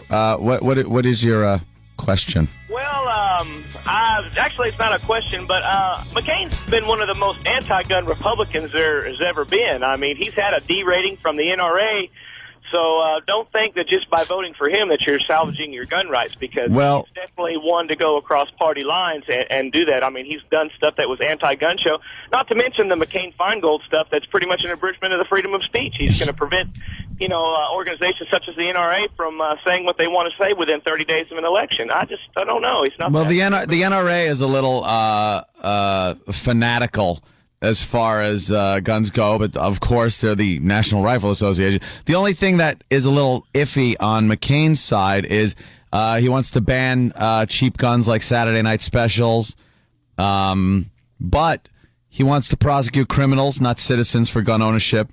He doesn't want to hold gun manufacturers liable for crimes. He opposes restrictions on assault weapons and ammunition types, which he also he tried to close the so-called gun show loopholes and basically try to make private person-to-person gun transactions illegal. And so you should be able to just deal guns whenever you want. That is kind of a thing I could see him getting behind. Not that I agree with it or not, but believe me, it's leaps and bounds ahead of what Hillary or Obama would say. He voted against the Brady bill.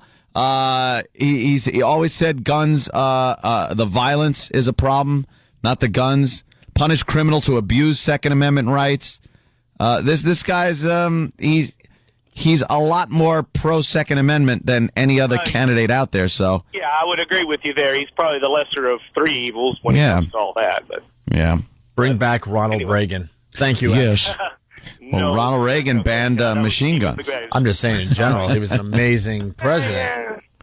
Amazing. I need a machine gun.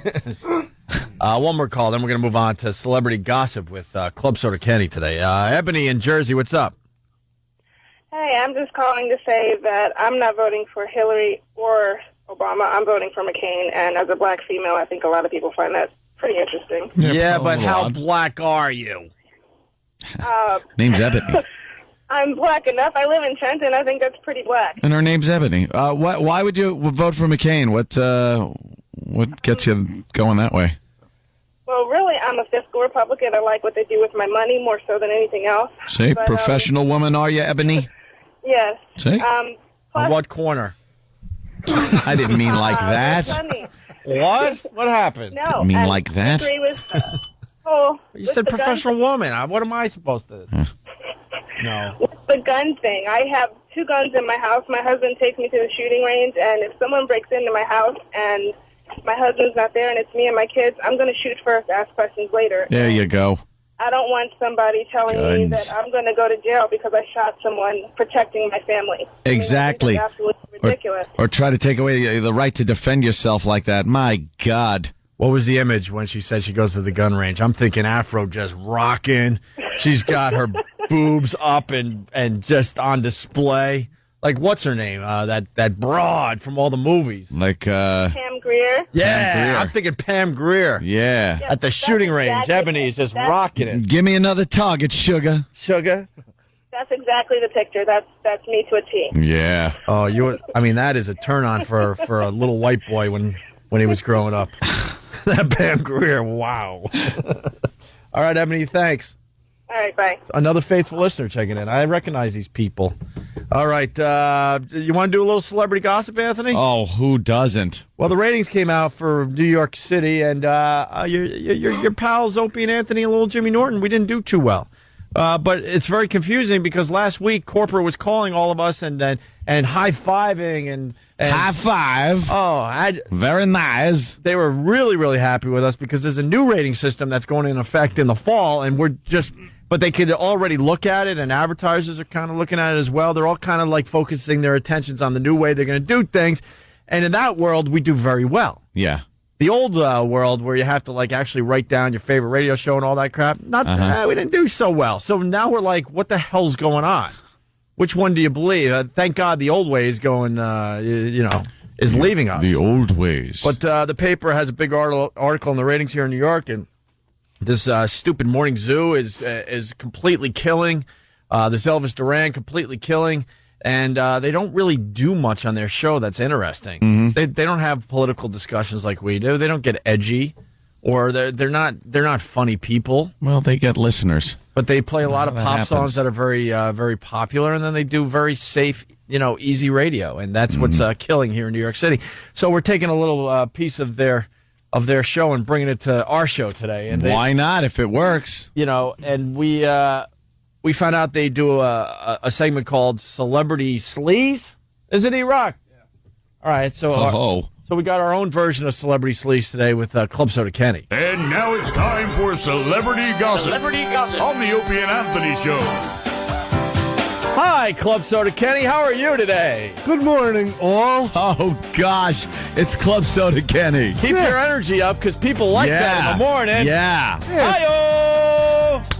A lot of pressure on the clubby, but he can handle it now. Oh, good gosh. The clubby. Oh, is he something? What are you, a comedian? Come on. Hey, do you guys like Carmen Electra? Hey, that Carmen Electra, huh? Hubba, I say. I sure do like her. Yeah, me too.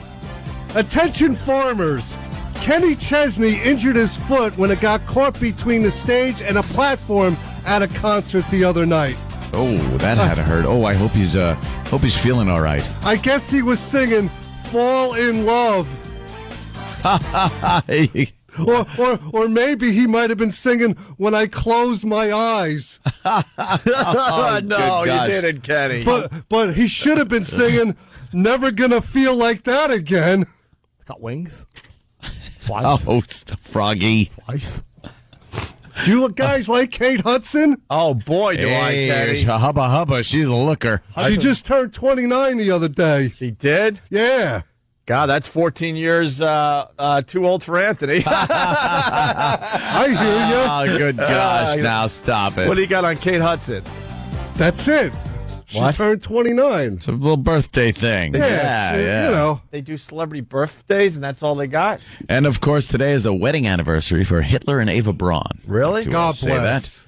Wish them and many well, more. they're dead. Yeah.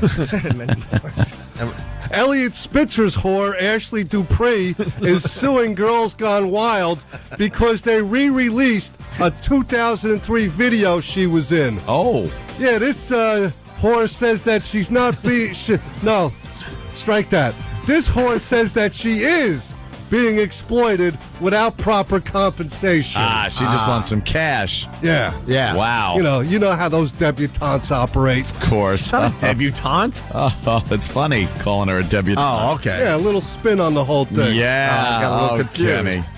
You know, Scott Weiland's going to jail because of his second DWI. Uh-oh, it could be the Grand Theft Auto things. But you're in the middle of your celebrity gossip. Hold on. Yeah, but this is important. Hello? Is this Carrie? The Grand Theft Auto girl? Are you here? All right, I'm doing celebrity gossip. I'll be there in a minute. Don't go anywhere. All right, please. I'm doing celebrity gossip. Nobody believes me. All right, bye. All right. That's the GTA girl? Yeah. All right, yeah. finish up your celebrity gossip so we can get our games. All right, where was I?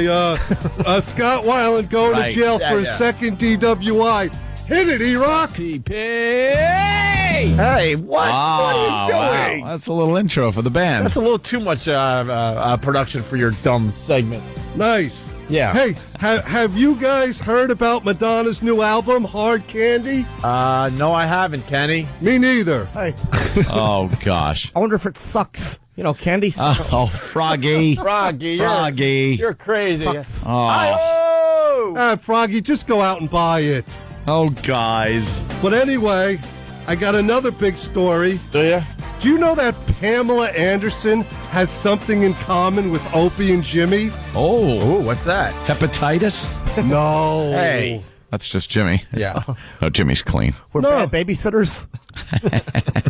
No, Pam was in D.C. last week, and she visited the famous Exorcist stairs in Georgetown. Oh, we did that. Yeah. Yeah, and do you know that Pamela Anderson, she was Canadian, but now she's a U.S. citizen? I did not know that, Kenny. Didn't know that. See, that's a good gossip report. Pamela Anderson? I know. Yeah. That's cool. Maybe she changed her name, too. Who knows? Uh-oh. Oh, wait, the phone's ringing again. Who's Oh, this? boy. Don't leave. Hello? You're in the middle of your That's gossip. Frank Arbitron. Who's this? 0. 0.0. Wrong number. Wrong number. You're in the middle of your celebrity gossip. I know, I can't help It's it. just in wrong number. All right, finish popular. strong. Finish strong. All right. All right. Okay.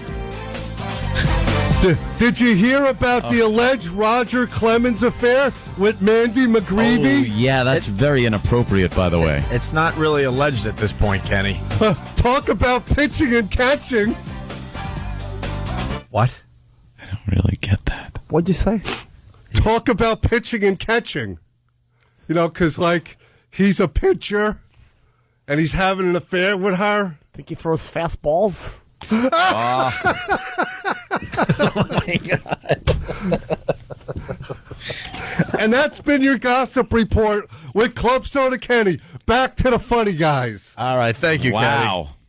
Kenny's working on a new segment called When Bad Things Happen to Good People. When is that going to be on the show? Hopefully by Friday? Yeah, maybe we'll do a Friday recap. Of all the things that happen to good people? Yeah. It's called When Bad Things Happen to Good People. To good people. Yeah. With Club Soda Kenny. Yeah, as only I can do it. And, of course, another segment of traffic and weather together on the 8th. What, maybe tomorrow? Whenever you like. I always got traffic and weather. All right. Thank you, Kenny. No, thank you. No, thank you. Thank you. Thank you. No, thank you. Kenny, go get our effing games, will you? All right. Hey, where's that Reverend Al story before we take a break? Very interesting. This is from the paper this morning. The Reverend Al Sharpton. Yep. Who he wants to shut down New York City. Do we know anything about that? Still in the planning stages. Don't have a date when he wants to do this, but he does indeed want to shut down New York City in protest of the Sean Bell police officer. That'll get a lot of verdict. people on his side, I'm thinking. Oh, of course it will. Well, the Reverend Al Sharpton may have felt something like the stoners in the film Dude, Where's My Car? When he emerged from a meeting in Queens yesterday with Republican John Conyers, who's a Democrat from Michigan, and found his 2007 Jaguar missing. Ooh. Turns out it had been tagged for some $900 in tickets and towed. Good. First of all, how's this ass driving around in a Jaguar? Guarantee it's not in his name. It's probably loaned to Of course. Yeah, the last line here, it's not clear who owns the car. But of course, it's not clear. It is through these shyster deals that he does through his stupid Action Network. Just, the guy is I can't even say it. No, and it isn't even the N-word. He's walking with the less fortunate, and he's driving around in a 2007 Jaguar. Wearing great suits. Just, what happened to the man of the people? Stop driving your Jag. How great is that, though? The car was towed. I Good. I wonder who had that. Oh, the cops were just following him around. Hey, a few tickets on this one. Tagged for some $900 in tickets. Yeah. I park wherever I want. Will you? Dude, where's my car? Good. Let's play the Reverend Al song as we go to break. On the way, these morning zoos do like stupid news and silly news. We got a silly lampshade story that we're going to finally get to. And and the 7-year-old stealing grandma's SUV is getting a lot of attention today. So still lots of radio to do on the Opie and Anthony Show. Who comes running when the cops get out of hand? Who thinks the mayor's in the Ku Klux Klan? Yelling and screaming as he's speaking to a mob. He wears expensive suits, but he doesn't have a job. Reverend Al, Reverend Al, he's your pal. Reverend Al, well, he's stabbing off the people in his own community. Why is the white man always picking on me? He's got a fat belly and his hair's full of grease. We hear his battle cry. No justice, no peace. The man with a plan who you know you can trust. The portly little reverend with an ass just like a bus. Reverend Al, Reverend Al, he's your pal. Reverend Al, he looks like James Brown with too many calories. Now why is the white man always picking on me? Remember Bertie Getz in the Brawley case? Turn on the TV, you would always see his face. He's speeding in his limo to another homicide to make the network news with the family by his side. Reverend Al, Reverend Al, he's your pal. Reverend Al, on the never-ending search for some good publicity. Why is the white man always picking on me? Reverend Al, I'm Reverend Al. He's Reverend Al. I'm Reverend Al. He's coming right. I'm hungry. He's Reverend Al. Reverend Al. He will represent your family and he doesn't charge a fee. Now, as long as the footage makes it on the TV. Reverend Al. I'm Reverend Al. He's Reverend Al. I'm your pal. He's your pal. That's right, Reverend Al. Reverend Al. I'm Reverend Al. He's a race-baiting, white-hating bag of baloney. Now, why is the white man always picking on me? Reverend Al. Yeah, I'm Al. Reverend Al. I'm Reverend Al. He's your pal. I'm your pal. Reverend Al. Reverend Al. It's a very exciting day on the Opie and Anthony Show. GTA 4 comes out today. A lot of people have already gotten the game. Stores have been open since midnight. We're all in the game. Simple as that. We're all in the game. And Clubby, what? You just kind of jumped over my whole little thing. I'm excited. You're very excited. What's up? I'm excited for you. I have a big presentation to make, but you're doing the big build-up. Go ahead. Yeah, but you wrecked He's my build-up such a by going, tool. hey, because you had really bad timing. No, I'm sorry. Go ahead. You were saying GTA? Before GTA, wow, you really threw me off, man. It's okay. I do want to bring to everyone's attention that you're fighting the phone company, though, which I think is terrific. Yeah, I don't like that business. Kenny decided to finally get, like, a BlackBerry. Really? He was old school until, I think, last week, where now he could check his email on the fly, like most human beings these days. Right. And, Kenny does a lot for this radio show, a lot for Jimmy when Jimmy's on tour. And you needed a BlackBerry or an iPhone, like, years ago. I was holding out. You certainly were, but you finally got one. And why don't you tell Jimmy and Anthony why you were on the phone with the phone company? Just say the phone company for hours yesterday. Listen to this one. But there's some logic to what he's saying. Well, can I say the company name? Because it's part of the thing. There's two company names as part of the thing. Jesus. You're guaranteed one's a sponsor. Yeah, that's what I'm thinking. What is the issue? All right, the issue is, all right, in this new device that I have, the BlackBerry, when you send an email, it has an automatic signature that proclaims that this email was sent from A BlackBerry? From the certain phone company, service provider, by the certain brand of the thing. Gotcha. Right. Okay. But, he was telling me this morning. He spent hours with this issue on the phone yesterday. I'm like, damn, Kenny's onto something. Yeah, because first You're of all, not a spokesperson for this phone company. yeah, that is automatically sent on every email you send. So I'm thinking, now follow me, Anthony. I'm following. First of all, I don't want people to know that they can have immediate access to me because I got one of these things now. Too late because we're talking about it on the air, but go ahead. Right. Second of all, I am not paid to neither advertise nor endorse those two companies. Uh-huh. So I don't want it on there. Right. He brings up a great point because we all pay ridiculous cell phone bills. Yeah, it costs me another $50 a month I to understand get that. the thing. We're all in the same boat as you, Kenny. So you pay these ridiculous cell phone bills, and then on top of it, you're advertising for that provider every time you send an email And no out. way to shut that off? That's No. what he was trying to get done yesterday. I was on the phone for a god-awful long time. I'm sure that's what the other person on the other side No, of the phone believe was me, saying. the other person was from Idaho, and he had nothing better to do. If I tell you the corny joke he told me while he was trying to figure this whole thing out. What was the joke? What was it? It's ridiculous, all right? All right, strap in. How do you fit 10 cows in 7 boxes, and you can't eat them or cut it up? Wait. Ask a couple of them to share boxes? That was my first guess, too. But it's wrong. 10 cows. 10 cows in 7 boxes? Yeah. Without cutting them up. Or eating them. Or eating them. How big is each box? It doesn't matter. Put them all in one and have 6 leftover boxes. No. Jimmy, you got a paper and pen in front of you? I do. All right. Would you draw 7 boxes? No. This was supposed to be a 10-second bit. Now we're drawing on radio. No, just real fast. Draw. What? All right. 7 All right. boxes. What? All right. He made you draw the 7 boxes at home? Yeah. No, he didn't. Yeah, believe me. This guy. So, all right. So now you drew the 7 boxes? Hold on a second. All right.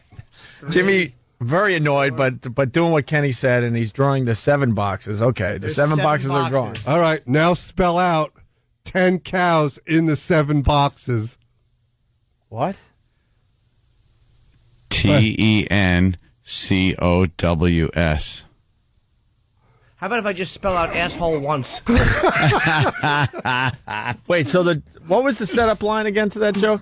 How do you fit 10 cows in 7 boxes without, like, cutting them All up right. or eating them All or right. anything? And then you draw the 7 boxes, and then you spell out 10 cows? Yeah. Why not 30 cows in 2 boxes? How about 1,575 cows in 11 boxes?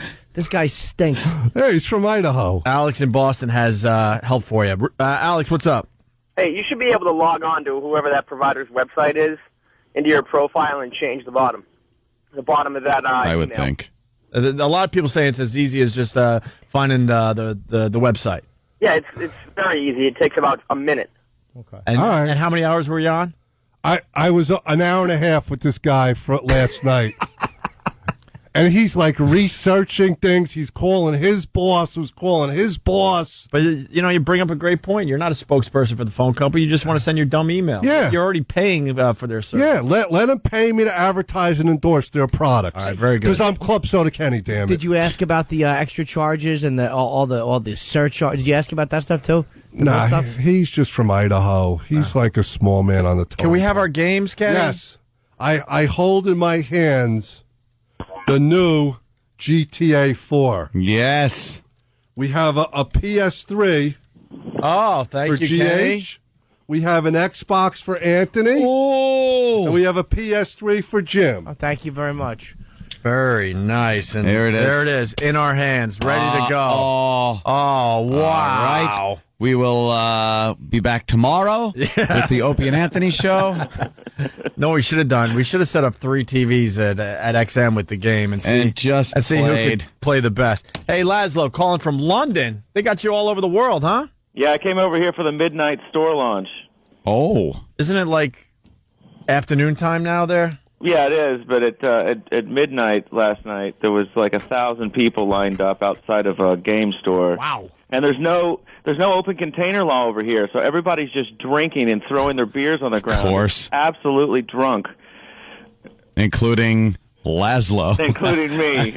Yeah, I was pretty ass-faced in line. It was a good vibe. But You should be. You haven't really seen sunlight in the last year or so, huh? yeah, exactly. You've been working around the clock getting this game out. Well, the best part was we decided the game store that we went to was in like the Mastic Beach of London. It was like proper soccer hooligans, that like sort of get rough with their women and call them names in public.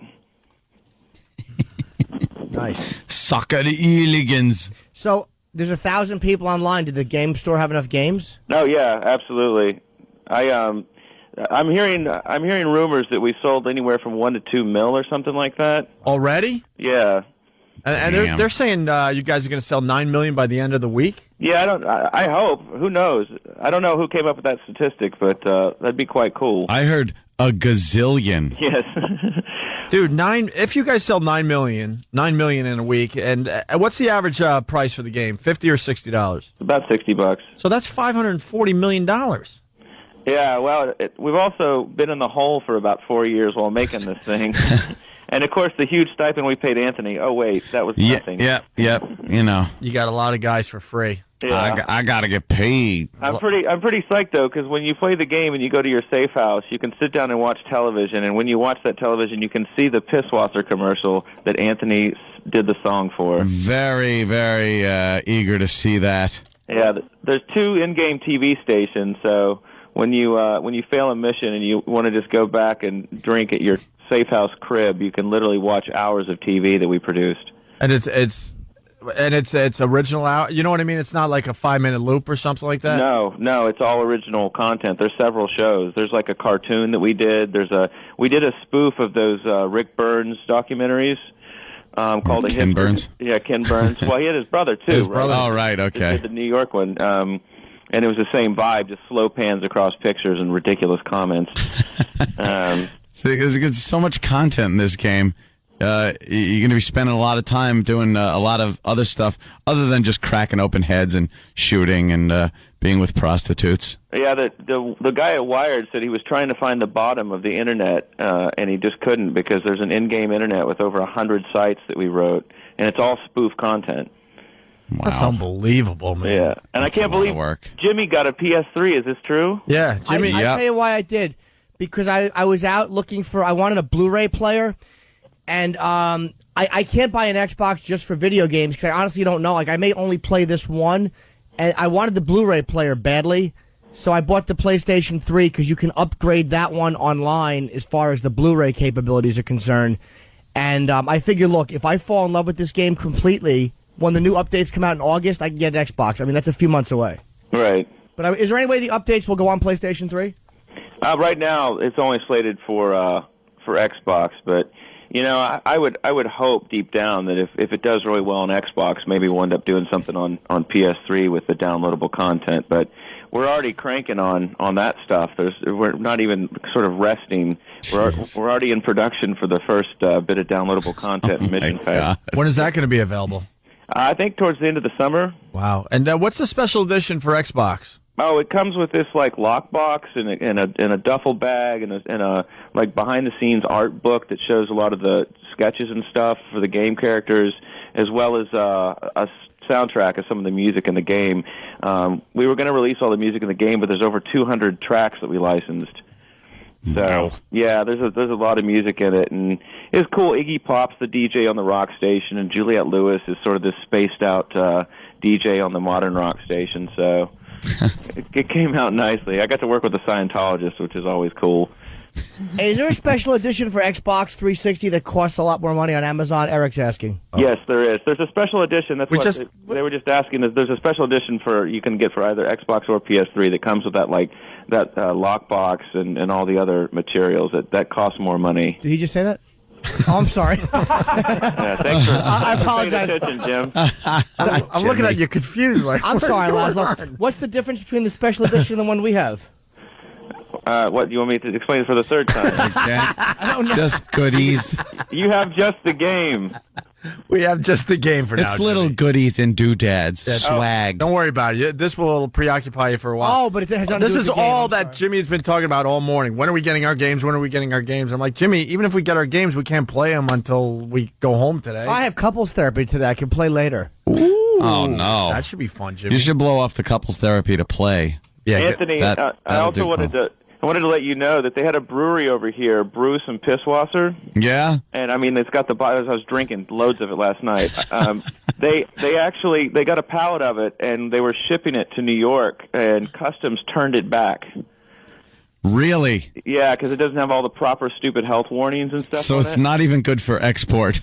No, it's not even good for export. So I'm gonna try to smuggle some back on the plane. Good luck there. Yeah, that's smart to mention on a show that broadcasts internationally. Oh, it's beer. It's not like I'm smuggling like plutonium for God's sake. I understand. It's beer. It just the ingredients on the back of the bottle say it's Bavarian urine or something like that. So. When do you come back, Laz? I'm actually going up to Scotland for the big launch party tomorrow, because that's where all the code is done in Scotland at Rockstar North, and then I'm back on Friday, which is good because I've been on the road for since I saw you guys. God, that's almost 2 weeks ago. Yeah, exactly. I've been on radio stations across the country, and I got to tell you, a lot of them stink. Why do they stink? Because everything's about giveaways and stupid names and horns that they play, and Well, we've been saying today, you're perfect for today's show. Because what's his name? I swear to God, I forgot his name even. Elvis Duran here in New York. Ratings came out. It's the #1 show in America. What? Yeah, exactly. Exactly. God. And they do exactly what you just said. Fake voices and fake prank calls and celebrity gossip and playing pop songs and a lot of noisemakers. That's what America wants to hear these days. Yeah, I was on one station where everybody would text in and vote for their favorite high school, and I was like, wow, we are really taking advantage of this medium, aren't we? It's worse than some of the parody stations in the game. Oh, and it's so difficult to stay on top of parodying radio when it just keeps getting worse out there. Yeah. It's just like, and the guy Sean that I brought with me, he's never really been exposed to radio, and he was like, wow, Opie and Anthony was the best one that we've done. All the rest of these guys are annoying. And we're pretty annoying ourselves. Yeah, but... I think in a good way, though. Yeah. In a real way. But your show is real in an organic way. I mean, people would just get all spazzed, like, guys, you've talked for more than 2 minutes. And it's like, oh, sorry. We've got to get to the entertainment report or give away some stupid ticket. Yeah, it's bad. It's bad out there, gents. Keep up the good fight. All right, Laszlo, we'll see you soon. Thanks for our games. Yeah. Congratulations on the ratings. I mean, they said they've never seen ratings like this for a video game before. Yeah, we've got 10 out of 10 from almost everybody. There's a couple of people that just wanted to stand out and act moody and gave us 95 out of 100. Yeah. But it's the ratings have been amazing. And what was really great last night here in the London office, people in Australia had gotten the game in New Zealand and places like that, and were just hopping onto the multiplayer. And the guys here in the Rockstar London office were schooling them. I mean, just sniping them, tearing them to pieces.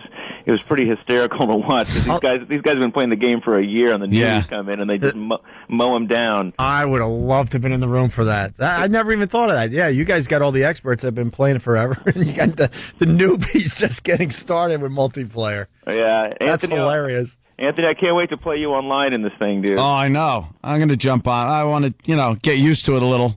And then I'll jump online and get my ass handed to me. It'll be fun. Can I play online, too? Oh, boy, Jimmy, you can, yeah. Jimmy, I don't know. Can Jimmy play in the same network as us? No, he won't be in the same network, but I will have to say I'm a little bit nervous about Jimmy playing head-to-head because when somebody comes up and knifes him, I'm afraid Jimmy will get angry. Yeah, you seem like the kind of guy that would get angry at another guy playing a game and just, completely schooling you. Yeah, you have to realize you're going to die a lot, Jimmy. Yeah. Okay, it's like performing. Laszlo, a lot of people saying that you sound nagel-faced. What? Oh. A lot of people saying you sound nagel-faced. What is nagel-faced? Oh, so you've been gone too long. It's the new way to say the crap word, the S word. Oh, really? Yeah, we just say nagel now. Yeah. Like a big steaming pile of nagel. No, I mean, I did go to bed at 3 in the morning drunk, but... Oh, okay. You're fine then now. Yeah, sure. A few hours, you're good to go. Yeah, I'm just a bit hungover and I haven't eaten. Yeah, what the hell time is it over there? It's 1:35. Oh God, can we do English to England time today? Hey, London time, and we can go home now. Breaking news, by the way. Yeah. Finally, someone got it right as far as this show goes. Special thanks to the Opie and Anthony show, right there. Wow, the first one, not buried in the middle of the credits like Bob Kelly did to us. Look at that. Top billing. Special thanks to the Opie and Anthony show. Yeah, I made a point when they were doing the credits and they doing the special thanks to list you guys first. That is really cool. That is really cool of you, Laszlo. Thank you so much. Sure, man. Well, thanks for all the support, guys, and thanks for all the great stuff you did. I can't wait to play the game and buy porn from Jim. I know. I just want to go around and go to the ammunition and see who's in there. Smells good. The booklet smells good. Absolutely. I like the smell of a new book. Laszlo, where are you off to now? He's sitting there right now going, why? I gave him the free game. You know how Kenny just did celebrity gossip, Anthony? Yeah. Well, this is the Z100. See, they shouldn't have gave us the games because now we're all distracted looking at them. Jimmy's going through the book. And we can't even play them. Rockstar Girl is very attractive, by the way. I was getting vibes off her. You were getting vibes? You want to ask her if she has something for you? Nah, she's busy. She ran away. As soon as Laszlo was gone, she was gone. She's on the bowl. So, getting back to this Elvis Duran and Z100 here in New York, the number one morning show in New York City. We've been taking a close look at them today, and I got some celebrity gossip from them. They mentioned their celebrity sleaze.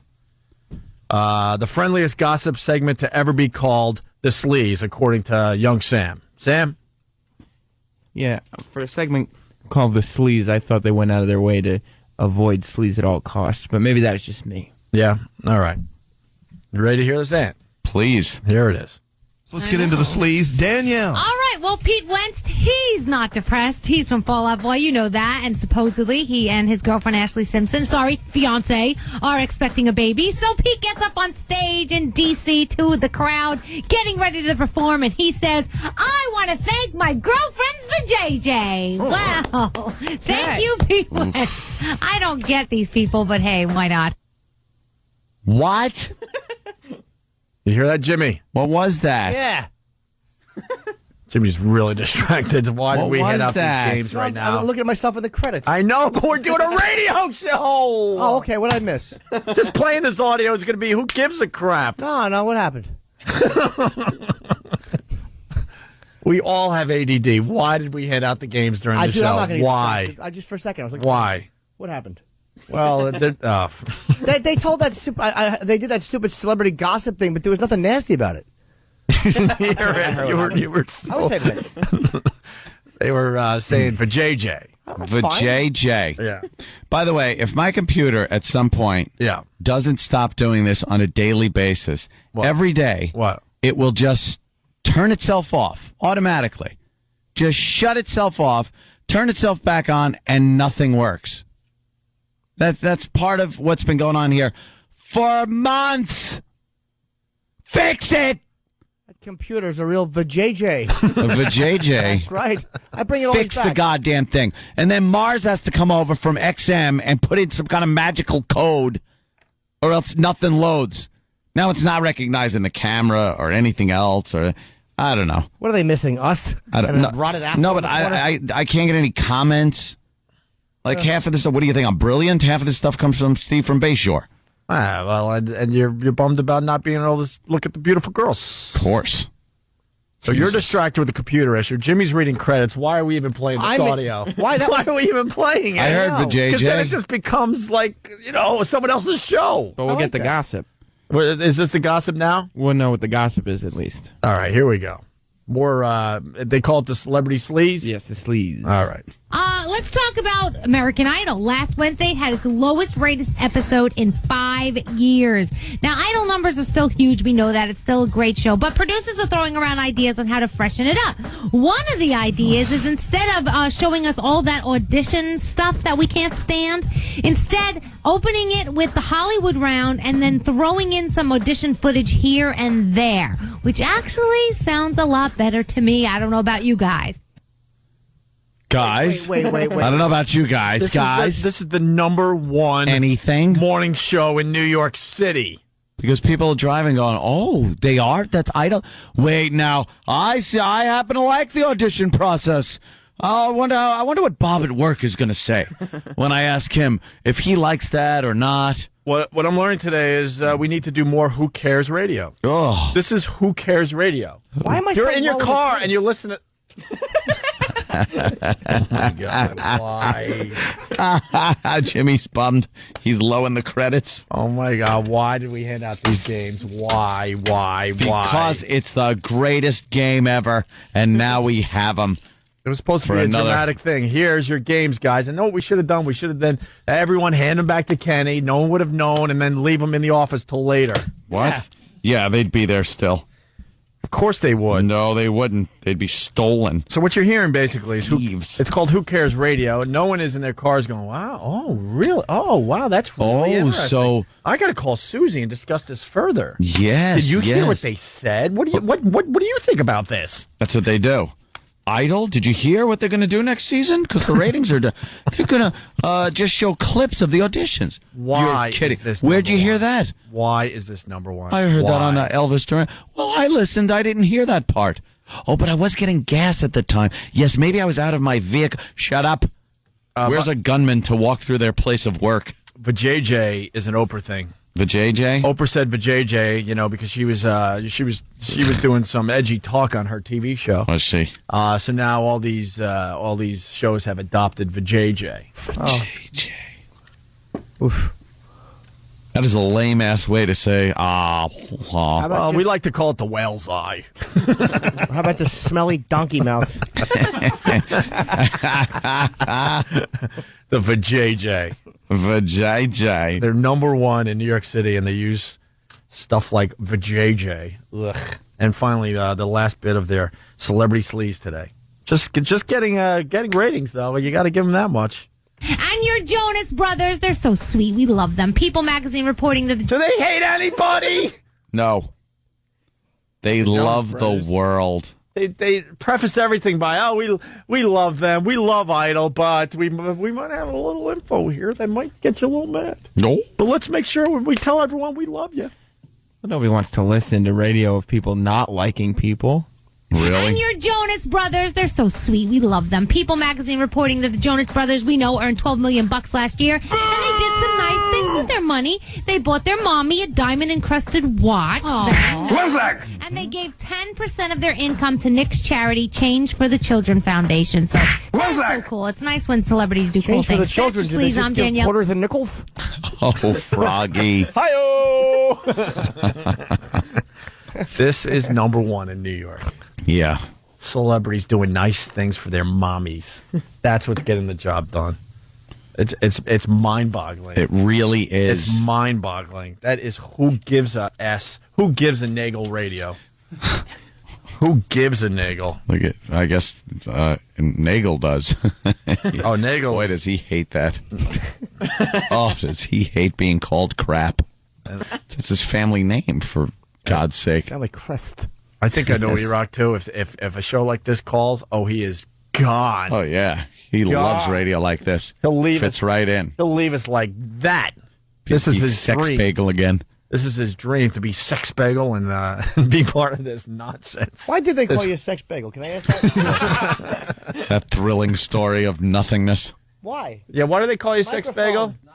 Not important. It is important, Of course E-Rock. it is. Yeah, It's a come radio on. show. Bestow that thrilling story upon our audience, could you please? How did... Someone misspoke at the college. Cares? Shut up. The college station you work at? How did they mix up sex bagel with incompetent? Oh. No, he didn't. I'm sorry, Rock. Yeah. What was this? What's the story? What do you have, sex with a bagel? Oh, that's wild. Yeah. How about sex toast? Sex English muffin. Oh, sex muffin. So really, how did it start? Do you really care? Yeah, I kind of want to know. I forgot the original story. There was a Shut up. No, we do care. I care, though. Yeah, for Jimmy. Maybe he doesn't care. All right, go ahead. I'll leave you alone. For Jim. There was a show that was trying to do like a Love Lines ripoff, and I was working the board there, and they asked for a board. What? You were what? Like a Love Lines? There was a show at that station that was a Love Lines ripoff. Bacon! Bacon! Where's the bacon? I smell bacon, bacon, bacon! Gotta be bacon! Only one thing smells like bacon, and that's bacon! Bacon, bacon, bacon there! Please, please, give me what's in the bag! Chewy, yummy, smoky, bacon! There you go. Oh boy, oh boy, oh boy! Num, num, num, num, num, num! It's bacon! One sec. You were saying sex bagel? Yeah, what happened then? I want to know. Yeah, So there was a Love Line show. And you were what? And then how that... I was running the board. I wasn't answering any of their love advice questions. Two sex. All right, getting better. So finally, I answered one, and because my last name rhymes with bagel, the guy meant to say, all right, sex advice from the bagel, but he said, all right, advice from the sex bagel. And people at that station thought it was really funny. One sec. One sec. One sec. One sec. And you decided to go with it. Ooh. Because it rhymes with bagel? Look, my name stinks on ice, but I was like 12 when I got the name. I didn't have a choice. I think when you're like 18, you have a choice to say, look, I'm not going to acknowledge that you're calling me sex bagel, but somewhere in there you decided, hey, this could be good for me. But why the bagel? Story, though. Why would they call you the bagel? Because it rhymes with nagel or because you're doughy? Hit that button, stupid.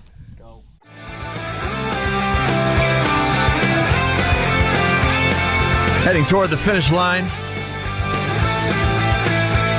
The Opie and Anthony Show.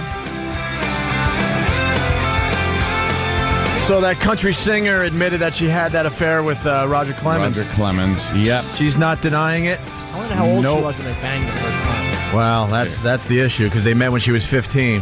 When's the statute over? And supposedly he went back to, or she went back to his hotel room the night they met, but Roger swears, well, I don't know who's swearing, actually. I don't know who said what, but basically they're saying they did not have sex that night, and that it was a bit later when she became a huge star down there in Nashville. Why is she talking about it now, though? Like, what is the purpose of bringing it up now? I think because the newspaper brought it up. How'd they so get she's, I don't know. But, well, I don't know. I think Brian McNamee has something to do with it. And then and she's trying to get her career back going. So this doesn't hurt her in the least. Yeah, I guess so. There is a statute of limitations on that, right? Yeah, he can't get. Hopefully. He can't get in trouble for that, can he? Jesus. Well, he's more worried about his image. I mean, I don't think he's worried about steroids. Huh? He's got the steroids thing and another Right. underage girl. Right. Whenever a guy knows too much about underage statutes, he's a pervert. Like, yeah, dude, they slept together. That dude, that only counts if she's 14 in Minnesota. Oh, all right, Yeah. How did you know that? I know that. I looked it up. Yeah, I'm telling you, dude. If it's within 6 months and she's... All right. Give me a state. I'll give you the law. Come on. Yeah, these guys have way too much knowledge. Same joke twice. Yeah. Roger Clemens also may have had a relationship with a former bartender named Angela Moyers. The paper's reporting today as well. Oh. They're coming out Why are with they their just trying with to their wreck Roger his Clemens stories. I don't know. I guess I wonder if people feel like he lied about certain things. They're going to kill his credibility. I mean, Yeah. That's what it could. That's what people do now. It could affect his steroid thing because now they're looking at his credibility. Absolutely, Jimmy. Man who took lampshade lie detector seeks settlement. This dummy. This is an amazing story. The funniest story of the day. of the month. A mentally disabled man who was given a fake lie detector test is still waiting for a settlement after 6 years. Pearl police admitted that officers, check this out, put a lampshade on Huey Granger's head in June 2002. Yeah. Granger had filed a police report claiming that his daughter was attacked by her boyfriend in their Pearl home. While at the police station, officers Keith Peterson and Jeff Thames gave him a fake lie detector test. Granger is adamant that 2 former Pearl police officers should pay for his pain and humiliation. He is asking for $2 million in a civil lawsuit against the 2 men. He's a retard. Six Flags! He's a retard, and they put a lampshade over his head. Yeah, and told him it was a lie detector. And he's got a daughter? Yeah. That's frightening. It really is. I'm asking for $2 million tax-free in my pocket, and my insurance paid for the rest of my life, Granger said Friday. He hit me in the back of my head and messed my neck up pretty bad and put a lampshade on my head with electric wires hooked to it. Looked better than his hairdo. Yeah, you know it didn't light anything up. That dull bulb. You couldn't even read by it. Actually, his lawyer stepped in because he originally sued for 8 lollipops.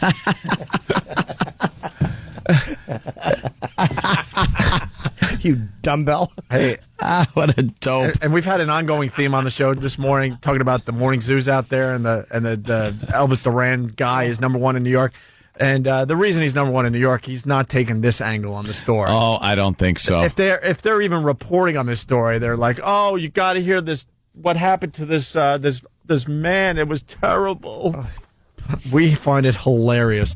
He knew it wasn't a lie detector. He knew it was a life of the party detector. Oh, that lampshade on the head. Oh, what a fool. What a fool. Let me back up again. He hit me in the back of my head and messed my neck up pretty bad. Then put a lampshade on my head with electric wire. I can't get past that sentence. That's great. I can't. And put a lampshade on my head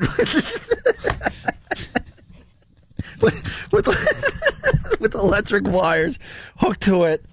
It was trying to shoot electricity to me and get me to change my story to what happened to my daughter.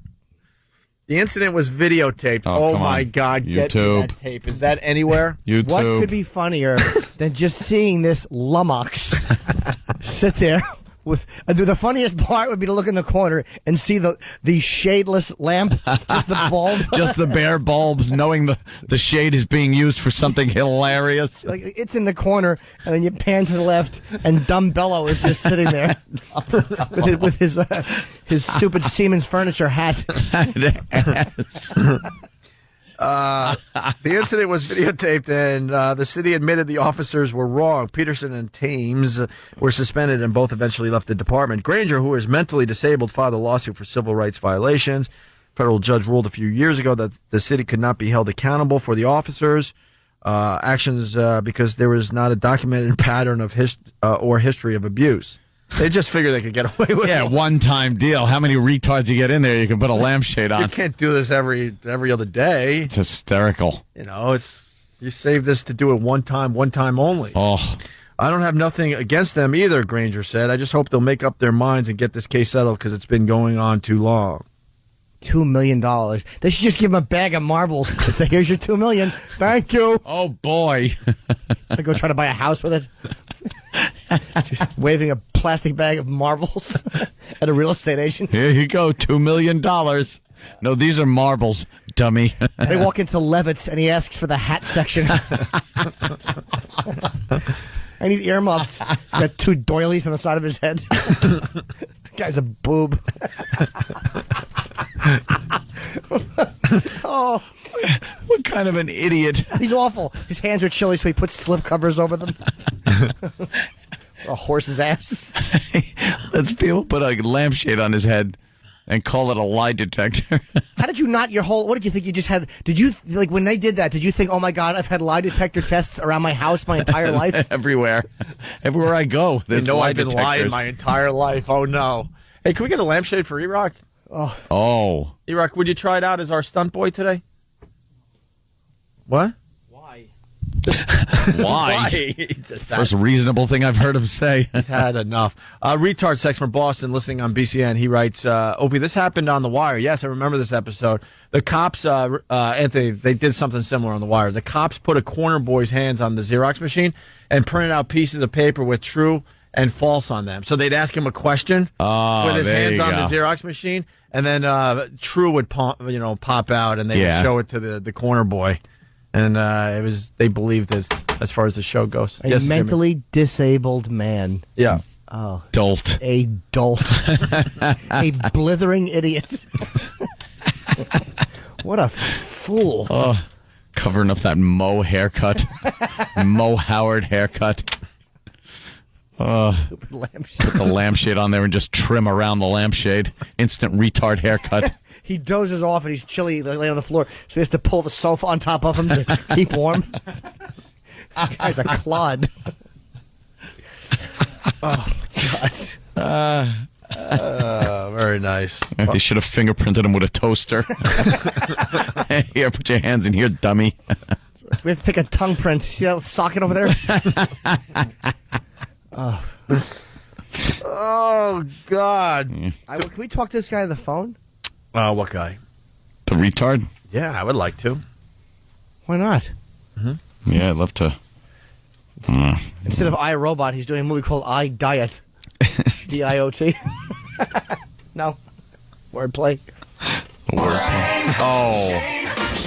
Well, I don't know. Let's go to the Fundometer, Jimmy. I might be wrong here. One flag. Oh, damn. That hurt. That's not a good Yikes. And a radio show. We don't have time for the 7-year-old stealing grandma's SUV. Another hilarious 7. story. Maybe we could sneak it in really fast. What do you say? Okay. What do you say? Let's go. Give it a try. Let's give it a try here. A 7-year-old steals grandma's SUV and wrecks it. Here's the story. Latarian Milton is not your typical 7-year-old. Few his age have ever driven an SUV up and down several busy streets. It all started at his mother's townhouse. Latarian says he took the car keys and hopped into his grandmother's Dodge Durango. When I came through the back door, I looked on the counter, my keys were gone. I took my grandma's car because I got mad at my mom, and then I suddenly had my friend come in, and he smoked with cigarettes. He started the vehicle and put it into gear. His friend smokes cigarettes. What the hell? Well, what the hell? Come on. Let's be real here. What video game did this kid... Yeah. Oh. Stealing... Oh, one for the good guys. He's 7 years old. He's rocking the SUV. His friend's smoking cigarettes. They're cruising. These stories are always so cute. Like the anchors always like, and he never drove one before, unless they run people over or end up dead. Yeah. If they kind of just, wreck a little and everyone's okay, it's a cute little story. I wish I did this when I was a kid. I didn't have the balls to do this. I put my mom's car in reverse once in my grandmother's parking lot. And it was a big deal, right? And it slowly rolled down, and there was a big cement truck coming down the road. Yeah. And my mother was like, what? Coming running out. I didn't know what to do after I'd put it in reverse either. I'm like, I don't know what the foot pedals do. Didn't you feel like a NASCAR driver, though? Like you're a kid. No, I was very scared. I started crying, of course, because that's all I ever did as a kid. Was just cry. I'm rolling backwards. Put a lampshade on my head. Well, they say that this kid driving the SUV actually did run into a man who was standing in the middle of the street with a red pom-pom hat, claiming to be a traffic light. Let's learn more about Latarian Milton. Friend come in, and he smokes with cigarettes. He started the vehicle and put it into gear. I yanked the thing. And off they went. 2 7-year-olds alone on the road. Letarian drove several miles through Lake Park in Palm Beach Gardens. We got the one call that I told you about of a driver in the vehicle who looked too short to be able to see over the steering wheel. Along the way, he ran over 2 mailboxes, hit 2 parked cars in a Costco parking lot, and struck 2 moving cars near Walmart. What video game did he learn this from? Knocking over mailbox. Right, these kids were rocking. What we're dealing with here is a complete lack of respect for the law. Let me have a Diablo sandwich, a Dr. Pepper, make it fast. I'm in a goddamn hurry. I'm in a goddamn hurry. This rules. A little more to the story. I want to do it because it's fun. It's fun to do bad things, to drive into a car. So did you know that you could perhaps kill somebody? Yes, but I wanted to do hood rat stuff with my friend. I want to do what? Hoorah stuff? Hoorah? I don't know, but this kid should be incarcerated immediately. He's a lost cause. He's just a kid. A lost cause. Oh, he's just a He's kid, not Anthony. being. First of all, is it his grandmother's SUV? Cute. He's a cute little He lives kid. with his grandmother? Is that what I'm led to believe? But he was mad at his Of course mom. he does. Where's his mom? He's What just a prison is she in? Or what friggin' I think that was hood rat stuff. Is it? Thanks, Nick Carter. Hood rat stuff? Oh, okay. Danny, are you mad that he blew up your spot? Nah, that's all right.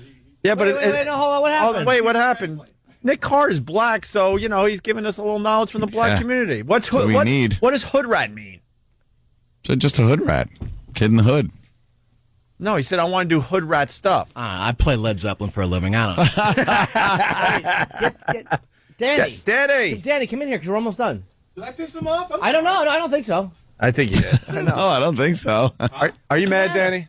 Well, no, I just ran in here with some info. I didn't know Nick Carter was working for the show now. That's all. Oh. I mean, considering that, you know, I found I was pushing that story for the last 3 days. I'm so glad that Nick provided all that helpful information for our show today. Oh, dang. Nick just likes coming on Nick Carter, what? to let Boston 9 know to he's still noon? alive. That's all. Whatever the hell he's on. Yeah, you're mad, Danny? Wow. What does hood rat It mean? just annoyed me a little bit. It's just a... Yeah, ghetto stuff. We know. Nick told us. Oh, sorry. That's old hat. Come on. What are you talking about, Why Danny? does he know anything about it? All right, we got to get to the other story, so the affiliates go back to music. Did you know that you could perhaps kill somebody? Yes, but I wanted to do hood rat stuff with my friend. It all ended on Investment Lane and Consumer Drive. That's where Letarian hit the curb and sideswiped the sign. The SUV took most of the beating, snapping off one of his axles and wheels. A grandmother's rage. I want to whip his behind. That's what I want to do right now. If I thought they wouldn't take me to jail, I'd whip his behind right now. Don't do it. Then don't do it. Let him just keep doing it. This is a criminal in the making. He's just an adorable little boy. Stop it. He is not. He's just acting you out hear a him? little bit. Acting out? He wants to do it because it's fun? Yeah. Oh, you could have killed someone. I don't care. Doing hood rat stuff with my We all friends. did stuff like this at 7. No, we didn't. Yeah, Jimmy's cute. He's just being a Cute. lad. He's as cute as a little button. Where's his mother? Where's his father? I don't know. Where are they? Oh, maybe they're working hard. Where are they? Kids do this stuff. Kids do the craziest things. These are the problems that should be addressed and dealt with in this country because this is one of the major issues that are destroying this country. He's just a little boy. Little boys taking little boy things? No. Fast forward a few years. Yeah. I'm going to do hood rat stuff. Yeah. Yeah. Just being a little boy. Yeah, you grow out of it. Slinging rock. You grow out of it after No, a you while. don't. Yes, you do. That kid needs some severe discipline right now. He's just a That little boy. Stupid grandma ain't gonna friggin' do. How come when they put these kids with the grandma, they grow up horribly? Grandma can't dish out the discipline. Just being a boy. Even to a kid. Just a cute little boy. For riding the truck, he's like smoking cigarettes. Just being a kid. You know. Yeah. Who didn't do stuff? I mean, I didn't steal a car that anybody have access to. I probably would. Yeah, just innocent stuff to get. At 7, you'd mommy's have stole a attention. car. You don't realize consequences. You just know you're going for a ride with your friend, being big boys. Oh, Jesus. You don't realize it's like he was 12 trying to run people over. He hit a couple of mailboxes. He will be. Let's get back to the story, Ann. We got to get out of here. Whip his behind right now. You don't think he should be punished for all of this? Just a little bit, no video games for a whole weekend. And one unusual story for police. Are you sorry?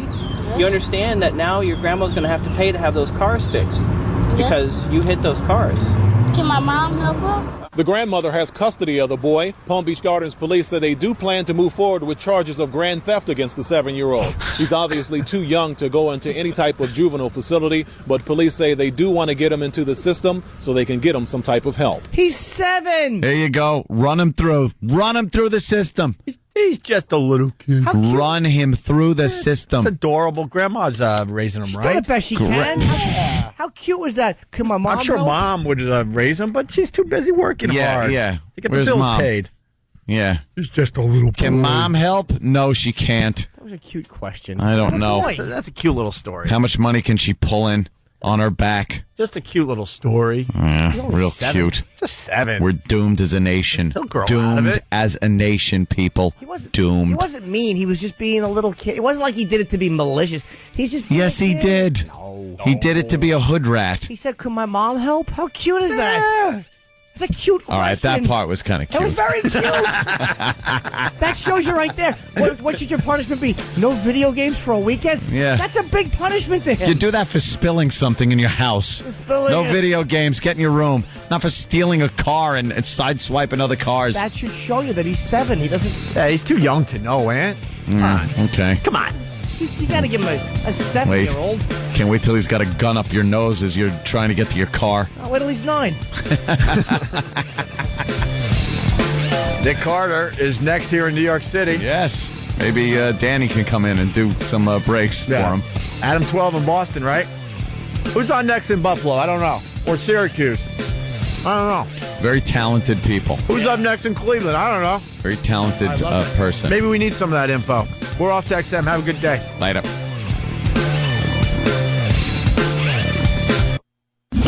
It's the Opie and Anthony Show. XM 202. In the world of Radio Shock Jock, the biggest are Opie and Anthony. These people say shocking things that border on offensive in order to entertain their audience. I refuse to sit here and think that radio has to be nice. Why? Why does radio, out of any other medium, have to be nice? We are being now held to a standard where we have to be nice and make people feel good. Go screw! Radio Bad Boys, Opie and Anthony. Controversial radio personalities, Opie and Anthony. Infamous DJs, Opie and Anthony. Talk show radio hosts, Opie and Anthony. Opie and Anthony. Opie and Anthony. Radio Shock Jocks, Opie and Anthony. Opie and Anthony. Shock Jocks, Opie and Anthony. Shock Jocks, Opie and Anthony. Opie and Anthony. Shock Jocks, Opie and Anthony. Opie and Anthony. If you want to put it, feel free. I've done it before. I'll let you go from to Mike. That's really sick. This is where entertainment is going. More audio of E-Rock in the bathroom.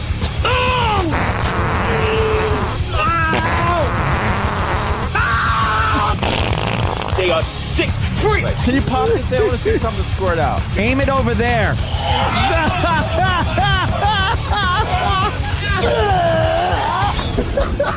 This is the worst. The worst show This is the worst show I've ever been on. But enough of this palaver. Let's get the show on the road. So what happened on the walkover today? I heard that there was a slight situation with Danny. Well, Ratso Rizzo was crossing the street. Ratso Rizzo. I'm walking here. Fucking cabbie beeped at him. Wow. What, a cabbie beeped at Danny, and then what happened? Danny was on a tear. First of all, as you recall, a few moments ago, he got a little upset at Nick Carter over there at 92.3 K-Rock. But I think something else is going on, because I don't think Nick knew that you were running in to give us the info. I don't know. Like, how'd that develop there, Danny? Well, I don't know. I guess... Well, look, Travis is coming in with the info. I just want to see Danny turn around mad. I don't know. I guess when someone's sitting in front of a live microphone, they obviously have nothing to say. Oh! Yeah, okay. So it wasn't so much that he came in. Like, it kind of annoys me that he runs in there. Like, he never kind of has anything in the first place, but whatever. I mean, so, come on. What does he do? He doesn't fucking have anything. He's a shitty music jock on a shitty radio station. So anyway. And then he fucking, I obviously know what's going on with the story because I run in there. When you guys didn't know what the kid said in the clip. Well, to back up even further, like Danny, during one of the breaks, we love taking you inside this crap. Danny, in between breaks, we check in on everybody, and Danny reminds me, hey, this is a really good story. You really should try to get to it. I've been pushing it because, I know it was good. You know it's going to be good, and we're going to make something out of it. But anyway, okay. So you were all over this. This was your little baby. And that wasn't even the half of it. What really just annoyed me was how stupid Nick Carter had to come in and then rip the microphone out of my face. Like, there's at least 3 other microphones he probably could have used to say whatever he needed to say, and if he got the information out before me, oh, well, big deal. But he physically ripped the microphone out from my mouth. Disregarding you, basically, that you were sitting there. To chime in, and what did he add? He was just explaining what hood rat means. But he didn't even say that. No, he was like, just I don't know. He said, it's I don't like, know, what did they say? They said hood rat. Oh, yeah, because we didn't even understand what the kid said at first. Explain it. Right, all right. Why so would he know? You said hood rat, and then we needed the definition of hood rat, and Nick didn't have anything, right? He's like an 8th Cherokee, isn't he? He said he didn't know. He just plays Led Zeppelin. Right, which was kind of funny. I think there's something else going on. Why are you agitated? Because then I heard you had an incident with the cat. Well, then, so what's going on? Me and Jimmy were already laughing at how angry Danny had gotten at Nick as we were doing the walkover. We were physically laughing. And let it be known, Nick pulls me aside and goes, "Your boy's really mad at me." It was just an annoying thing for him to do, I thought. It was just very obnoxious on his end. So in the middle of us, like, kind of laughing at Danny getting mad at Nick, I hear, "Hey!" And I know, I recognize it's Danny's voice, and I look in the middle of the block. Danny is in the middle of probably the main thoroughfare, aside from Broadway in Manhattan. Middle of 57th Street. Just yelling at a cab in the crosswalk. It was a little more than hey. Yeah. It was more like, what, motherfucker? Yeah. What? That was it. What? Because these fucking cab drivers, it's not just the cabs either. It's even... The buses are way worse. Yeah. Way worse. They cut right in front of you. It works. And make people jump back onto the curb. It works. It works just like any other city in America. If I have the light, I could walk across the street. You have to sit there and wait for me to cross before you could find your in, and I'm in the middle of the crosswalk, and I think this taxi guy expected me to start speeding up or jog across so that he could get to his next red light faster. And I just wasn't fucking having it, and he honked at me, and it just it set me off to the point where I couldn't just walk and curse him out. I had to stop. You stopped. You went up to his window. Made sure his window was rolled down so I could point my finger and scream in his face, "What the fuck is your problem?" And then the argument continued down the block a little ways. What the fuck? Yeah, because he wanted to try and be like a little bit of a wise ass himself, so he got his passenger window rolled down, and he's just kind of coming up on my side, trying to give me the come here fingers. And I'm like, fuck you, I ain't getting fucking close to you. You should have fought him, man. Fighting cabbies is fun, actually. But then that just got me and Jimmy we're just pointing, going, "Look at Danny, look at him." And Anthony had the perfect word. He goes, "What a grouch!" I go, Danny's a little grouch today. I was a grouch. That's exactly the word. I was giggling at that all the way up to Grouch. A grouch. That's a funny word. It just annoys me. What makes Nick Carter think he could just run in and grab the microphone out of my face? What makes this fucking cab driver think that he could just honk at me when I'm just civilly trying to cross the street? You know something? You don't want to be treated like a piece of nagel. You're absolutely right. You're a person. I felt like I was nagled upon. Yes. Don't read instant feedback if you're in a bad mood today. Why? You just don't want to do it. What are they saying? Oh, nothing really. What? Danny's a bitch. Yeah, I'm used to it. Danny's a bitch. You think he's being a grouch? I think he's being a grouch. I think so. You think he's gonna yell at him? Well, Punch Rock Groin from a fun website. Punch Rock Groin? He writes, when Danny said he must know better. When Danny said Nick didn't have anything, was he referring to alcohol poisoning? And then he got a Danny rule, so far so good. Yeah. Fast Freddy from Jamaica Station. Who the fuck is Danny to be talking shit about Nick Carter? Danny's a fucking nobody. Yeah, you don't like me. Yeah, I only work for one of the biggest radio shows in the country. Thank you, sir. I'm a nobody. Who doesn't like Danny? Fast Freddy doesn't like you? How do you guess. know that? I don't know. I think I recall seeing some negative. Oh, really? Yeah, it's cool. Really? Really? And Fast Freddy's obsessed with you at this point. He's like a stalker, like Uma's got going on these days. As a listener, I'd much rather hear Nick than whiny douche Danny. Well, you know what, Fast Freddy? By all means, you could turn off XM, and you're from Jamaica Station, so you could gladly put on K-Rock and listen to all the fucking horseshit that Nick Carter has to tell you today. Ooh, wow. He told Fast Freddy. There you go. Stephen S. from Bayshore. I think he's kidding here, but he does say Danny is the angriest of the Keebler elves. Oh, they like that one out there. Thank you. Congratulations to Nick Carter for being relevant where Danny couldn't be. Scott Martin from Japan. Yeah, well, Scott Martin wasn't in the fucking room. He didn't see me standing in front of a microphone with the pot on, and then Nick Carter just rudely grabbing it out from my mouth. Do we have that audio? Because it did seem kind of. I was surprised Danny got mad, but I wasn't paying attention. I don't think we need to read anymore. great. You've heard enough, right? Or no, I like it. All right, Ricky M. from Massachusetts. I think Danny has a crush on Nick. That's why he got really upset. Maybe we should kiss on Ron and Fez and make everything better. Aw, that would be nice. Ithaca Kid writes, what does Danny do besides complain and act like he is some kind of radio god? Danny's an overgrown intern. Yeah. Overgrown. Oh, I'm 5'7". There's nothing overgrown about me. All right, why don't we turn off the feedback? Because now they're really just getting ugly. Well, you know what it is? Just to be ugly. I don't get very vocal, I guess, on the air until something really fucking pisses me off. No, you're just you're a little uptight today. Uptight? I think so. You're Really? a little on edge, yeah. Well, a little bit. It's okay. People get frustrated. Are you upset today? Nah, it's just, the rain makes me mad. Rain is nasty. It's been nasty for like 2 days straight now. Gets me grouchy. It's just cold, nasty, gray, rainy fucking shit. We have that clip, by the way, if you want to. Oh, yeah. The Danny clip? Yeah, All please. right, let's hear it again. I think that was hood rat stuff. Is it? Thanks, Nick Carter. Hood rat stuff? Oh, okay. Danny, are you mad that he blew up your spot? No, that's all right. Yeah, but Wait, no, hold on. What happened? wait, what happened? Nick Carter's black, so he's giving us a little knowledge from the black Yeah. community. What's That's what we need. What does hood rat mean? So just a hood rat. Kid in the hood. No, he said I want to do hood rat stuff. I play Led Zeppelin for a living. I don't know. Danny, come in here because we're almost done. Did I piss him off? I don't know. No, I don't think so. I think I knew he did. I don't think so. Are you mad, Danny?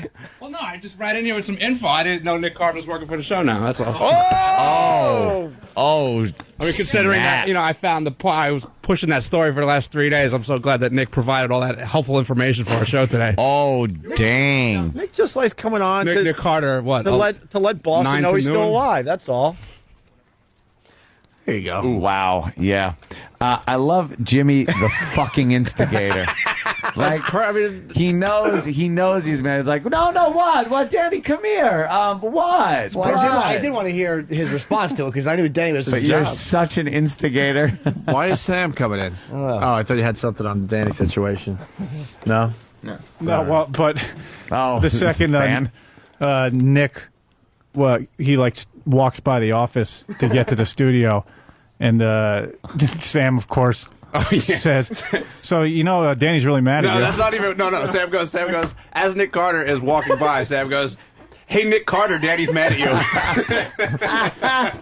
And what's this that you just gave me? The same thing we just played? No. It's just an idea that we had on the. They are just There's an biggest idea? instigators. What is this? No, like Just play it? Danny, you start talking, and then when Danny starts talking, you play that. All right, start talking. Danny. Okay, hi. 92.3 K-Rock. I had to reverse my own policy. I have a long-standing policy. Once I put on shorts for the first time for the spring or the summer, that's it. No matter what the weather is, I wear shorts.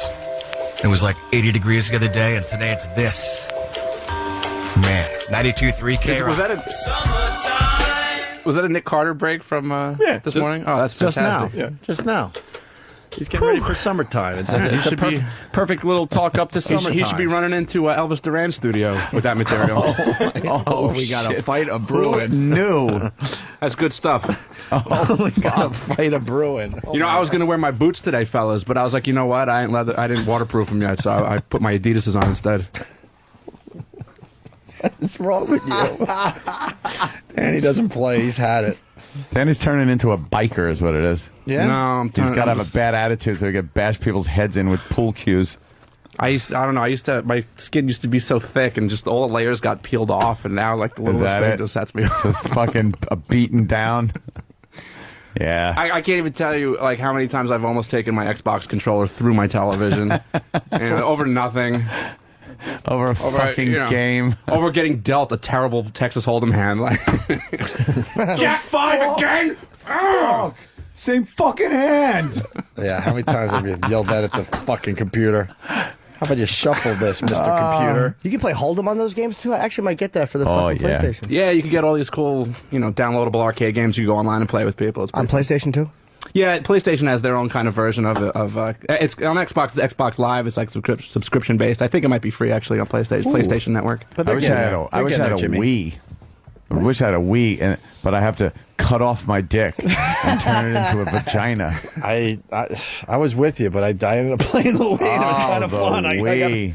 You're not really doing a lot of thinking, but it's a good party game when you're just hanging around with some people drinking some beers.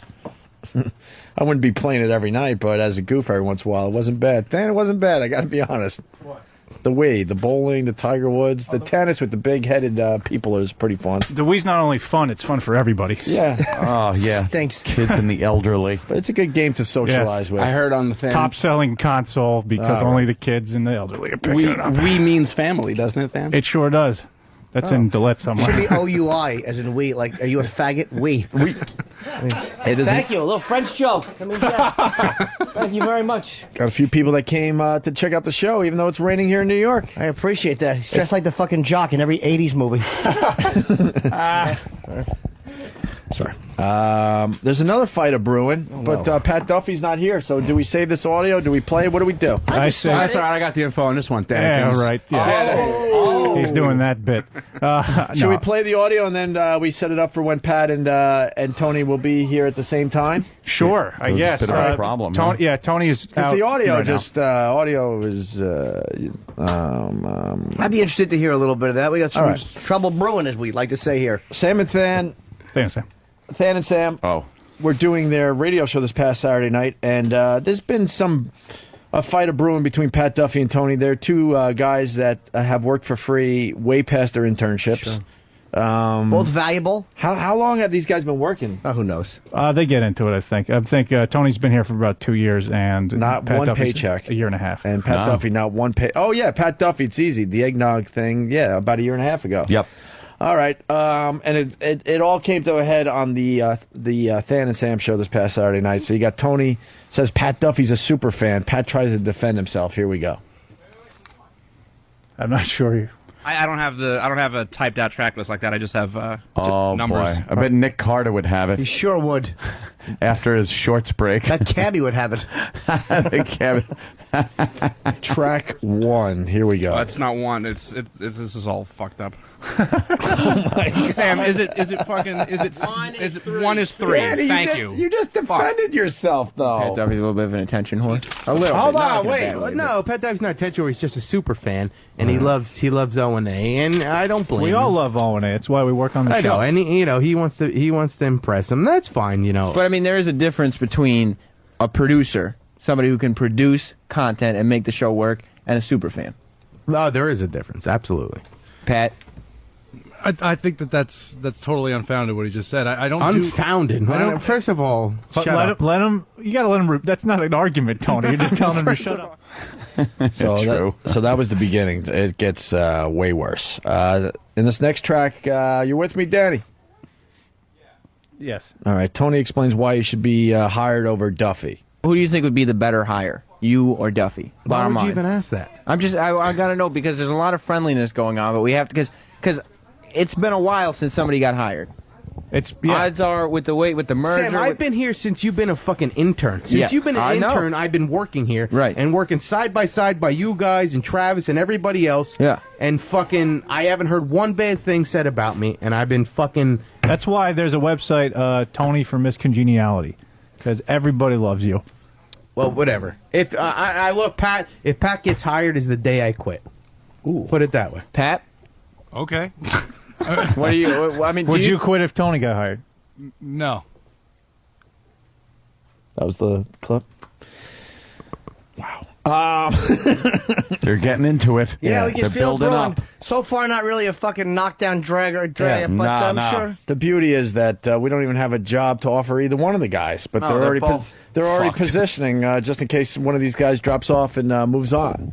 Right. We already have way too many guys on staff. Well, which is well, not way. Which has been acknowledged many times by Ron Bennington.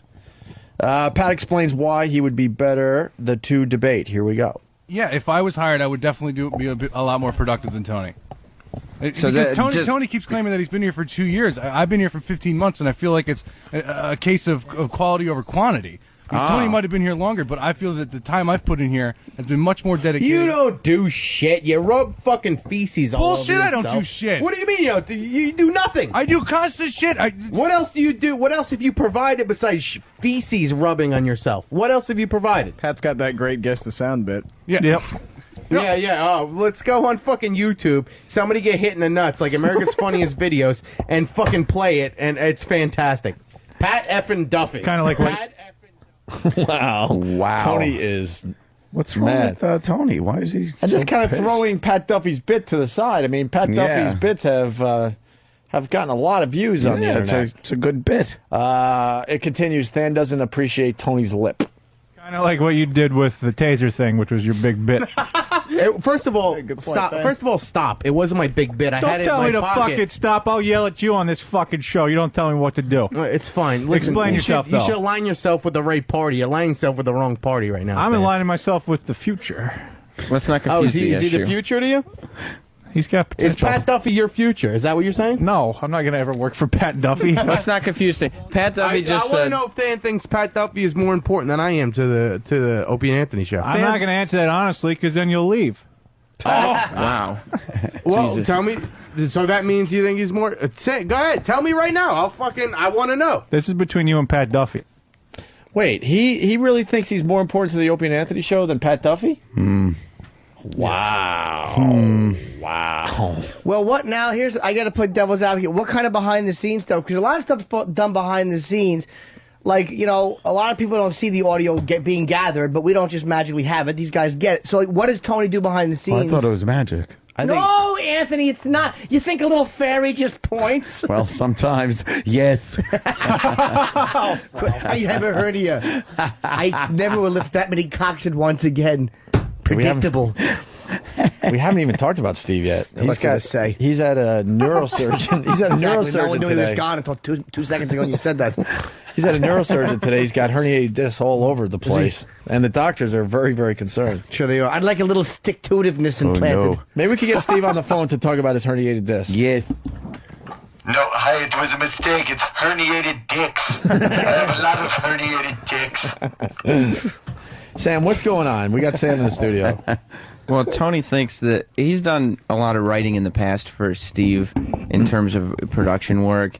And he started up with a couple bits. Like, he did Douche Chill Theater, and he did... Which is good. It has potential. Yeah. And we've only had one in 2 weeks. One. And he did... he says that he stays at XM while everybody else is at CBS and does work that nobody sees. Well, which, if it's true, he does a lot of work. Well, one of these XM shows, right? One of these XM shows, we'll have Tony and Duffy in at the same time, and we'll get into this. Today, we only have Tony here, and it should be said that both these guys work their asses off. But and this is going to piss off Tony. I think Pat Duffy's done way more for the Opie and Anthony show. On-air stuff is fucking. But I'll give Tony a chance to to debate that fact. You know what though? Go to your job, whatever it may be, and tell your boss you want a paycheck for work that he won't see. Yeah. Eating puke and rubbing fucking homeless guy shit on you. That's a tough one, man. That's fucking That's on-air valuable stuff. stuff. That's valuable on-air stuff. is very hard to top. Yep.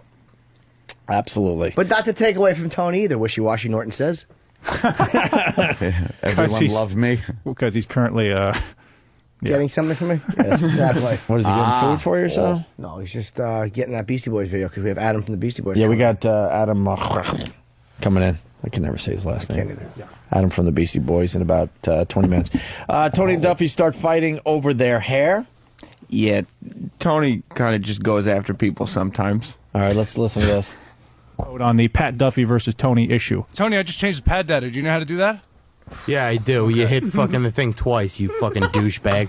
I learned that the first 3 months I was here. Right. Nice haircut. Thanks. At least mine grows. Yeah, you got the fucking the fake faux hawk that you got. It's really impressive. Looks good. Thanks. No, it's terrible. Wow, Tony's angry, man. Just flailing. Morale is low. Yeah, we never guaranteed these guys jobs. We have too many people we're paying already. I think you have the right amount. No, technically, we probably should be firing a couple people, like thin it out a little bit. Really? There's too much growth here. Who? I don't know who. I'm not. Well, I do know, but Tony tells Pat Duffy that he gets breakfast. Here we go. I'm not getting coffee for fucking anybody because I've been here that long. You might have to come in 2 days a week to get coffee for people. I've been there, done that. It's not happening. I'm not coming in to get coffee for anybody. So you do less. Stupid. I don't get coffee. You do get coffee. You got me a fucking. You got me like a egg sandwich 2 weeks ago. You fucking lying scumbag. You're a liar. You come in and ask me what I want for breakfast, motherfucker. Because I'm an intern. It's my job. I'll ask anybody right, to do that. because I have fucking stay in this place. That's why. Would you ask? And by the way, Tuesday when I come in, I want a pork roll, egg, and cheese, asshole. I don't care if you have to go to Jersey for it because they don't make it in New York. Go to Jersey and get me a pork roll, egg, and cheese. Speaking of asshole. Tuesday. Oh my God! I like that. You got me coffee the other day, you fucking scumbag. That was so over the top and unnecessary. This guy, he's talking about how he got him something too. Yeah, you did that nice thing for me, you fucking piece of shit. Fucking scumbag. That's great. It's this. Now we're rocking. Tony threatens Pat Duffy and starts making dad jokes. Speaking of Tuesday, Than last week told me, hey, we don't have any interns in on Tuesday. Yeah, and I was in last Tuesday, and I shut the did fuck shit. up for a second. Don't tell me to shut the fuck up. I'll come in there and slap the shit out of your fucking mouth. I dare you, guys. I fucking dare you. Guys, let's not get physical. I You dare me? fucking I'll dare destroy you. you fucking asshole. Who do you think you are dare talking to you. me like that? We're not about who can beat up who. Who do you think you are in We're there? about whose dad can beat up who. No, we're about. Well, tell your dad to keep calling the show up until you get hired. That's Okay, so fucking great, Tony- too. Leave my dad out of this. Yeah. Fuck. All right, Fuck enough you with and the your dad. dad. Hey, fuck you. Yeah. Wow, these guys. Holy shit! Just fighting dirty. Neither guy has been paid ever, basically. At this point, Tony was getting especially frustrated because I didn't put him on the clips because we already had 10 clips here, but Than started taking calls as to whether the audience thought that Tony or Pat Duffy should be hired. Tony doesn't come across too well. I mean, he's awesome, but he's really like at the close of the voting day. Yeah. Tony unfortunately lost at 10-1. Well, Tony's coming back in a few minutes. Maybe we can get just a couple of calls. Sure. We don't want to trash Packers past out here, but I would like to at least When get are a both going to feel. be in house again? They should. Well, Pat Duffy will be in on Wednesday through Friday, and so we'll get Tony to come in one of those days. Okay, and Sam, why were you trying to break up a possible fight? Yeah, saying that no violence here. Shame on you. I think his arms were folded across his chest when he said that. Oh, it's one of those. It wasn't. He didn't doesn't really stand up and care. put his arms out. As Yeah. being a responsible broadcaster. You don't want the Than and Sure you Sam are. franchise to be injured by such a fracas. Yeah. By a lot of media attention. Of course not. Tony says he shouldn't have been brought on earlier. He should have been brought on earlier and says that he could have spent the time doing his bit properly. Yeah, his bit was to find an online date and bring her in on the show because we established on the previous show that he was going to start online dating, and since there's so much time between the shows, we figured he could get a date and bring her in, but he didn't. Okay. And so he had failed his first bit, so that's when we started talking to him about the Tony versus Pat Duffy situation. All right. And don't tell me to come in. I came in like fucking took the 7:30 train. I'm here by fucking 9. And this shit happened. What else? What were you going to do from 7:30 to if you waited for a later train? Probably get online dates. Boom. For right there. our show. Right in your face, right? blaming you. Right in your face, Tham. Could have brought an online date, girl. Yeah. But you didn't. You texted us today saying, sorry, I blew it. Thanks for fucking texting me back, too. Sam texted me back. Thanks for texting me back. Wait, you What were the too fuck, busy? Tony? You were too busy to text me Yes. back, too, by the way? Yeah, I don't know. Believe it or not. Yeah, I texted you at like 5. You couldn't text me back at And 8 say hours. what? You fucking suck? Say, okay. I gave you a heads up so you knew what to do. Yeah. We salvaged it. No thanks to you. Yeah. Well, I'm supposed to say thanks for making my job harder. Wow, he was pissing you off too. Yeah, It kind of devolved into Than versus Tony for a little while. Oh, really? Too. Yeah. And then Tony asked to leave. What's that about? He was tired of being disrespected after the 10 phone calls, and he thought me and Than were throwing him under the bus. So you beat him down pretty good, and you get this, right? I do appreciate you sending the text. So All I can right. get You know what? Fine. Fine. I'm going to say fine. Good. That's what I'm going to say. That's right. Appreciate it. Play my outro music. I had enough of this garbage. Nope. Play it. Nope. I don't want to ever come back. Play it. Tony, I don't No. want to see you go. Play it. Play me the outro. Pat Duffy, do not play that that music. Duffy, you know you want to hear it. Play it, and I'll never come back. Don't play it. Nope. Play it. No. Stop stroking your faux hawk and play it. No. Wait, a guy that doesn't get paid has outro music? Well, we gave him a theme song, so he has intro and outro music. It's an integral part of the Stan and Sam show. Experience. Music. This is it? Yeah, that's it's fantastic. It's so he just comes lumbering into the studio. Too good. And then finally, Tony says Stan and Sam should have Pat Duffy start doing the show with them. What's this about? He basically said, stop having me and put Pat Duffy in my chair. He was very frustrated. Okay. Let me tell you something. I appreciate what you've done, putting me on or whatever. I think like I'm an integral part of the show. You're a part of the show. All right, fine. That's fine. That's fine. Sam's integral. I'm integral. I think it ends there. All right, that's fine. That's your opinion. Pat, how do you think Tony's been doing on the show? I think he fell apart in the last couple of minutes. Yeah, why don't you have Pat Duffy on here for 15 shows, see how he does. Have him on here. He's the new guy. Okay. He's the new guy. And then we kind of... And that was it? Yeah. And that's where we've left it? That is. Have they seen each other since? No. Really? And we had to talk down Tony for like... He made us talk to him for like an hour after the show. About being disrespected and this and that. Oh, my God. What's wrong with him? Where is he? Is he here? He'll be here. If he's grabbing something from the store, he's on his way back. What is he getting? Something from the Beastie Boys. Oh, He's that's like right. that. But he'll be back shortly. Yeah. Who knew he had such a fucking stable of kooks? Yeah, it's a little weird. That's our fault. We should have had these guys all on the air more. They're all fucking psychos. Yeah. Danny's having a meltdown. Fucking San and Sam are just pricks. Tony hates everything. Who the fuck knew? Who knew? What a stable of fucking wackos. The Whack Pack. Thank you. They are like everyone's got mental problems. Oh, they're all severe. fucking out of their minds. Mm-hmm. What's wrong with Tony? I don't know. Who knew Tony was so angry? You get him rolling just a little bit because he's trying so hard to be friendly with everybody and for everyone to like and him. you can tell and he's not a friendly, likable guy. No, he's a douchebag, which is great.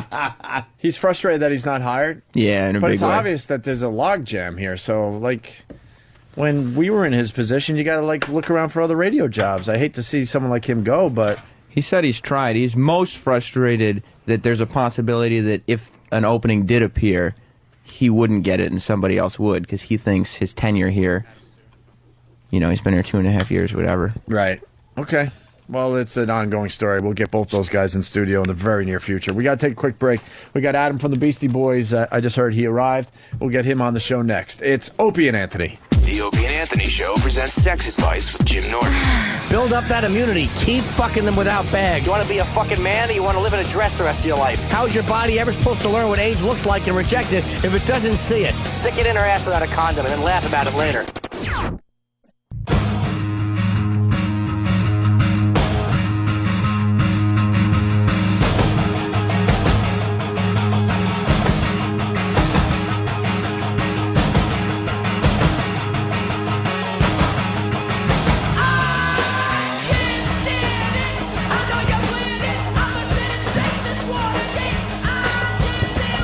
We're back with the Opie and Anthony Show.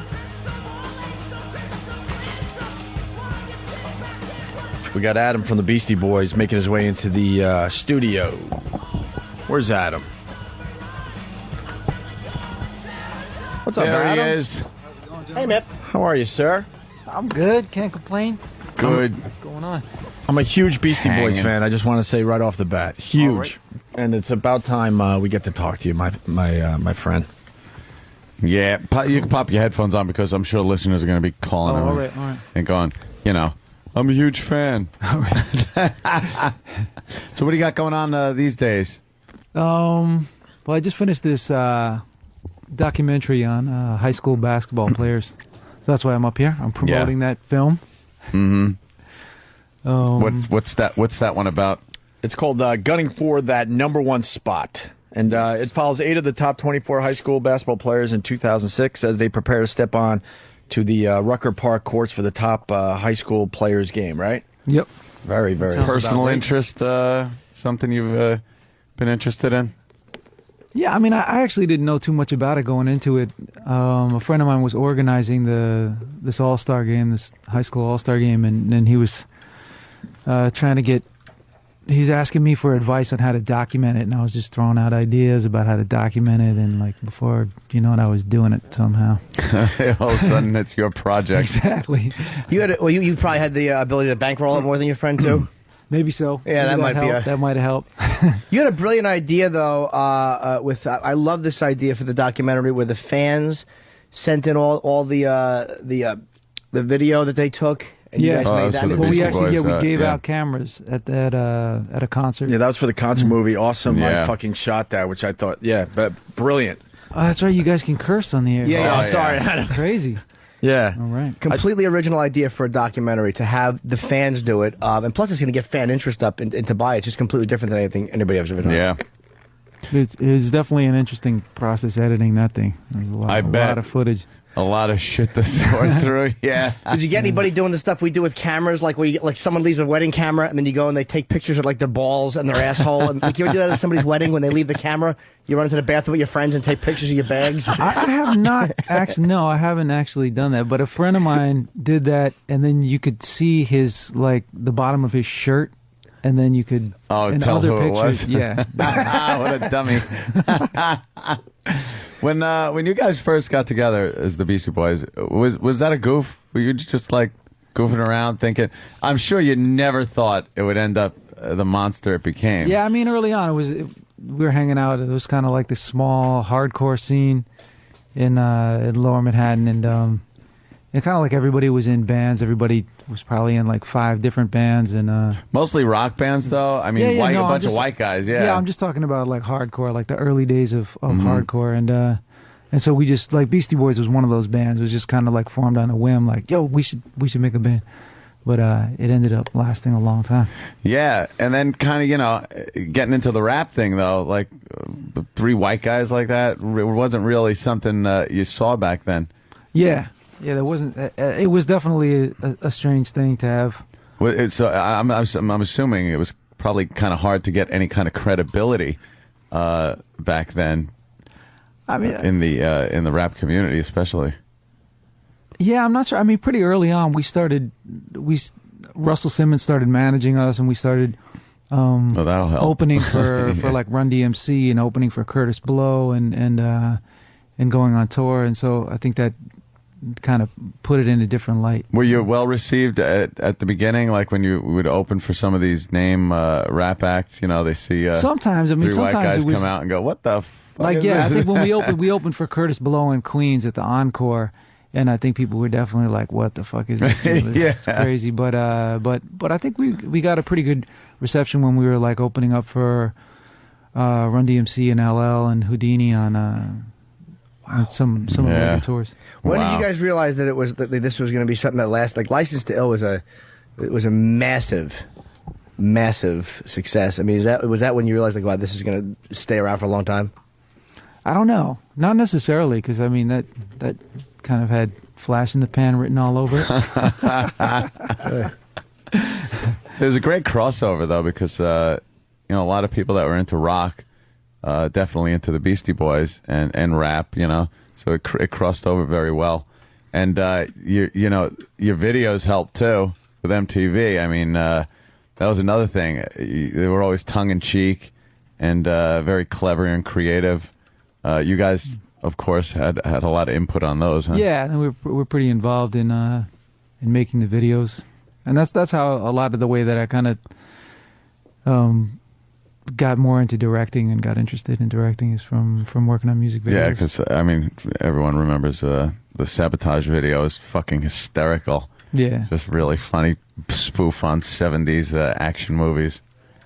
And what did you direct that one? I did not direct. Oh, you didn't direct that one. Okay, yeah, I was wondering. You guys got pretty political as it went on too. Like you guys, I guess, as you grew up, you start like looking at issues differently, and it's like, all right, well, it's fun to kind of to do this, but like, did you all of a sudden start saying, like, I want to address things in the world more? Like what happened? Because you guys all of a sudden started getting political, and you were like, kind of tied with Mumia, and you were tied with like the Free Tibet movement, and it became more than just like, wow, these guys are kind of goofy and entertaining. Yeah, I don't know. I mean, I guess there was I guess we started taking more of an interest in some of those things. Then it just kind of like made its way into the music and doing events and different things to try to support some of those causes. Any regrets or no? No, definitely not. I mean, I think that's in some ways that's the most fulfilling stuff to do if you're able to sort of use that, some public position or attention that you have to try and bring some light to something that needs it. Then that's great.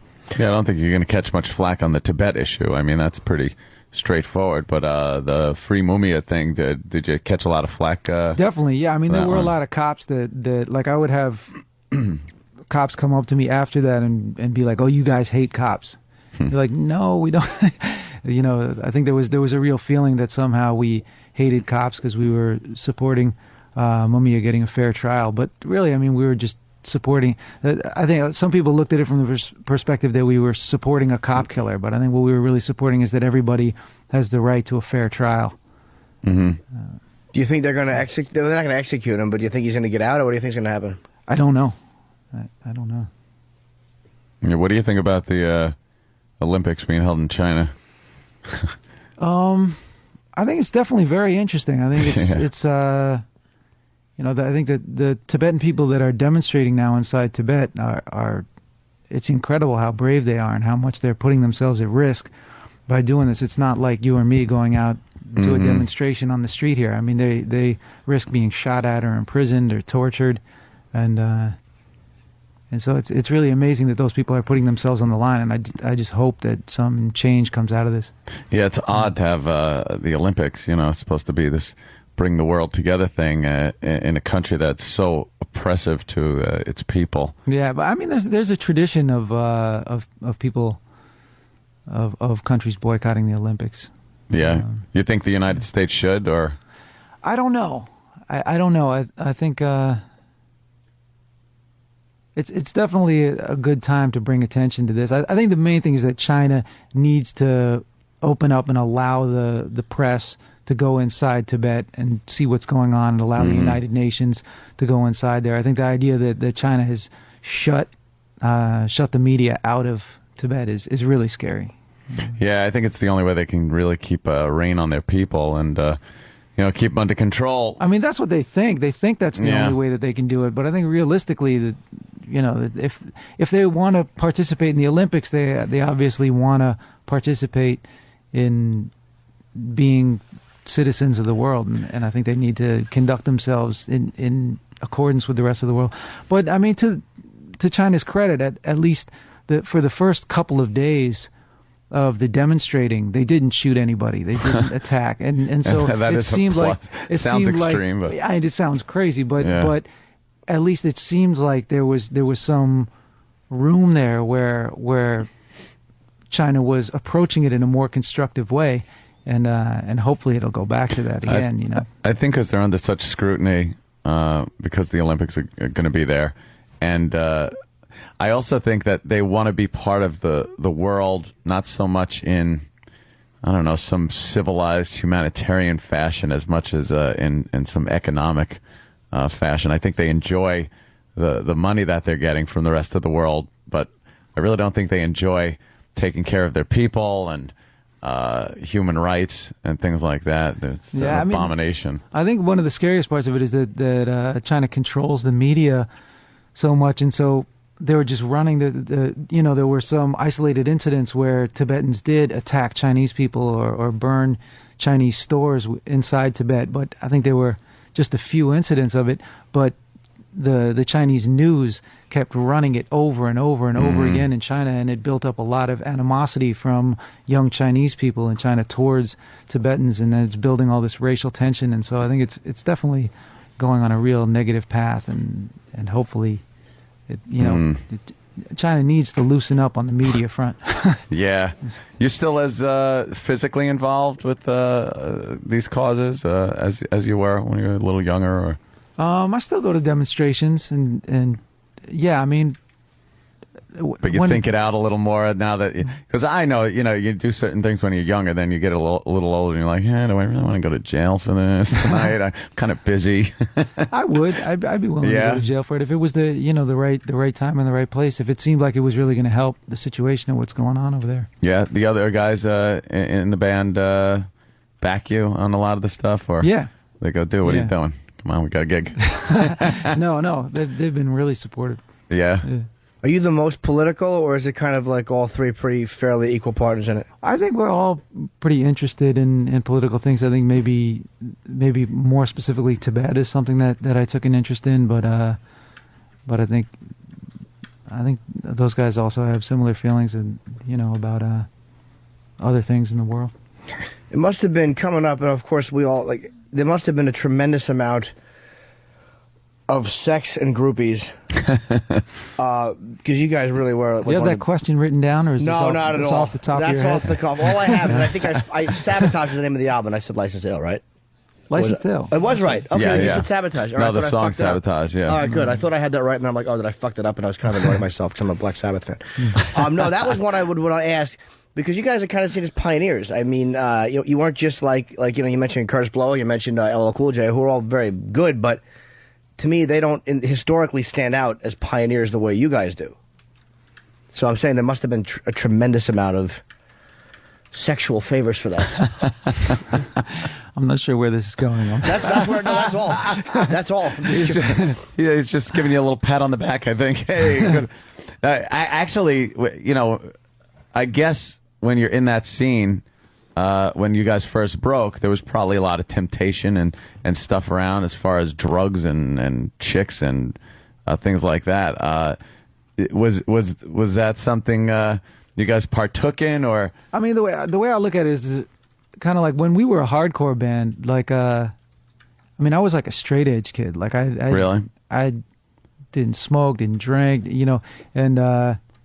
And kind of like at some point, like a little bit later, like going to college, I just kind of started like drinking and like goofing around. And almost like when License to Ill hit, I think it was like kind of almost like we were making fun of like frat type culture. Mm-hmm.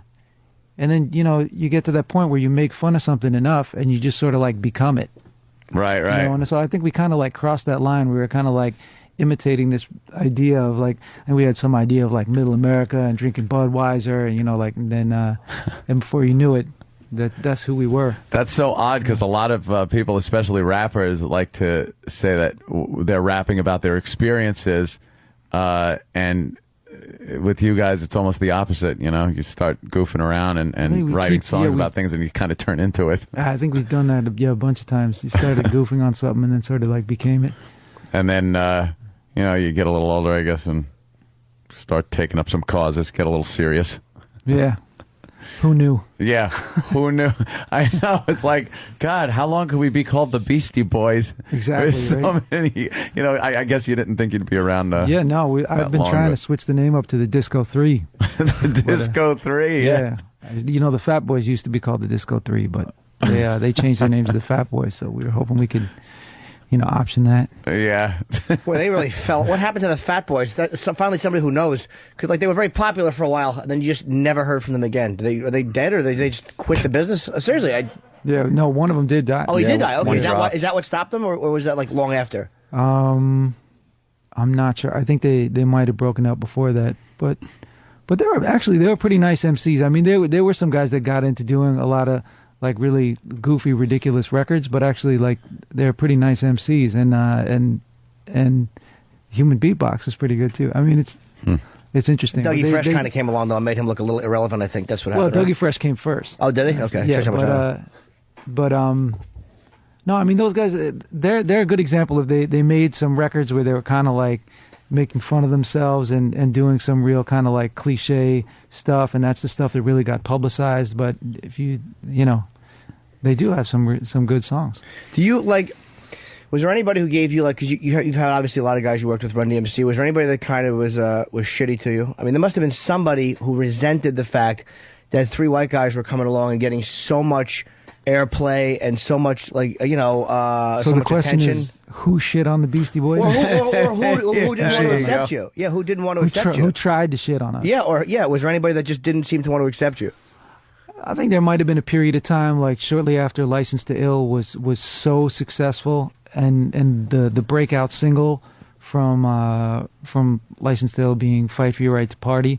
I think that it's almost like Beastie Boys were really accepted by the black community early on. Like songs like "Hold It Now" were played on black radio, and really accepted. And I think with the extreme success of "Fight for Your Right to Party," I think there were some people that were like, who the hell are these white boys? What is this? Which understandably was we were on some bullshit, so understandable, But I think most of that sort of dissipated after a while. You at some point, you guys decided to pick up instruments too, and actually start playing. Yeah, I mean, in a way, it's something that we went back to because we did start out as a hardcore band. Yeah. And but people didn't know that. I don't think a lot of the majority of the people knew that, and they were like, "What the fuck are they doing?" Yeah. So then we started rhyming. And "License to Ill" was really a rap record. Paul's Boutique. We played some of the backing tracks on "License to Ill" stuff and on things on Paul's Boutique. But really, I think we really integrated it as part of what we were doing and playing instrumental songs and on "Check Your Head." Because we listened to a lot of like jazz records and funk records in the process of finding stuff to sample. And so I think with "Check Your Head," we sort of got interested in playing some of that kind of music. Yeah, you were going out, though, and touring with the instruments and playing live on stage? Or not during, like, "License to Ill" and Paul's Boutique. We did a bit in the studio, but but we didn't live at all. And with "Check Your Head," when we toured for that album, we did break the instruments out again. Yeah, that must have been something. How'd that work out? It was cool. Yeah? It was good, yeah. Yeah, people like it because I know it kind of got a weird reaction from people. Yeah, yeah. They didn't tell me. I remember that. Yeah, that seemed like a good reaction to me. Yeah. So you guys are still doing gigs together, right? Yeah. Any festivals or anything? Still doing it. Working on a new album or anything? Yeah, we're actually recording now. Yeah. Very cool. And what do you think of today's music scene in general? And rap, I guess, the rap scene. I mean, it's quite different than when you guys began, obviously, but you've been able to adapt the whole way through. But I think there's still interesting stuff being made. One thing about hip hop is that it evolves so fast, much faster than rock music. I think rock music much more tends to stagnate and do the same thing over and over again. But hip hop's not like that. I mean, records that are a month old are old. It's already an old record, and you don't have that same kind of nostalgia for old hip hop in the hip hop community as people do with rock. Much more like you don't have your like Led Zeppelins or Beatles or bands like that as much. They get chewed up and spit out real fast. Your stuff really stood the test of time, though, because you can listen to some older Beastie Boys, and it doesn't sound like listening to old hip hop. You know it's old hip hop, you know? I mean, it really sounds some hip hop holds up. I still go back and listen to some early Public Enemy records. Oh, yeah. And like Nation of Millions is like one of the most powerful rap albums ever made. You know? Yeah. Yeah, but it really is cool that you guys still getting, a lot of airplay, and it's still, it's still relevant. Very cool. Who do you think is the best right now? In hip hop? Yeah. I love Jay-Z, man. I still love Jay-Z records. Yeah, he's pretty amazing. I don't know best is a weird word, but I definitely most of the time when I hear Jay-Z records and Nas too, I definitely like hearing Nas records. Is Eminem as good as people say he is, or does he get more play because he's a white guy? He's a really strong MC. I think he's good. He faded fast though, huh? That's hip hop right out there. of the scene. That's what it is. Yeah, it seems like he's having all sorts of issues. He's gained a lot of weight. Eminem? Yeah. Well, I'm saying that like I can't believe he got fat. Yeah, he hasn't been around in a while now. Believe it or not. I think he's working on a new record though. I wouldn't be surprised if he jumps. I would love to see what he comes out with next.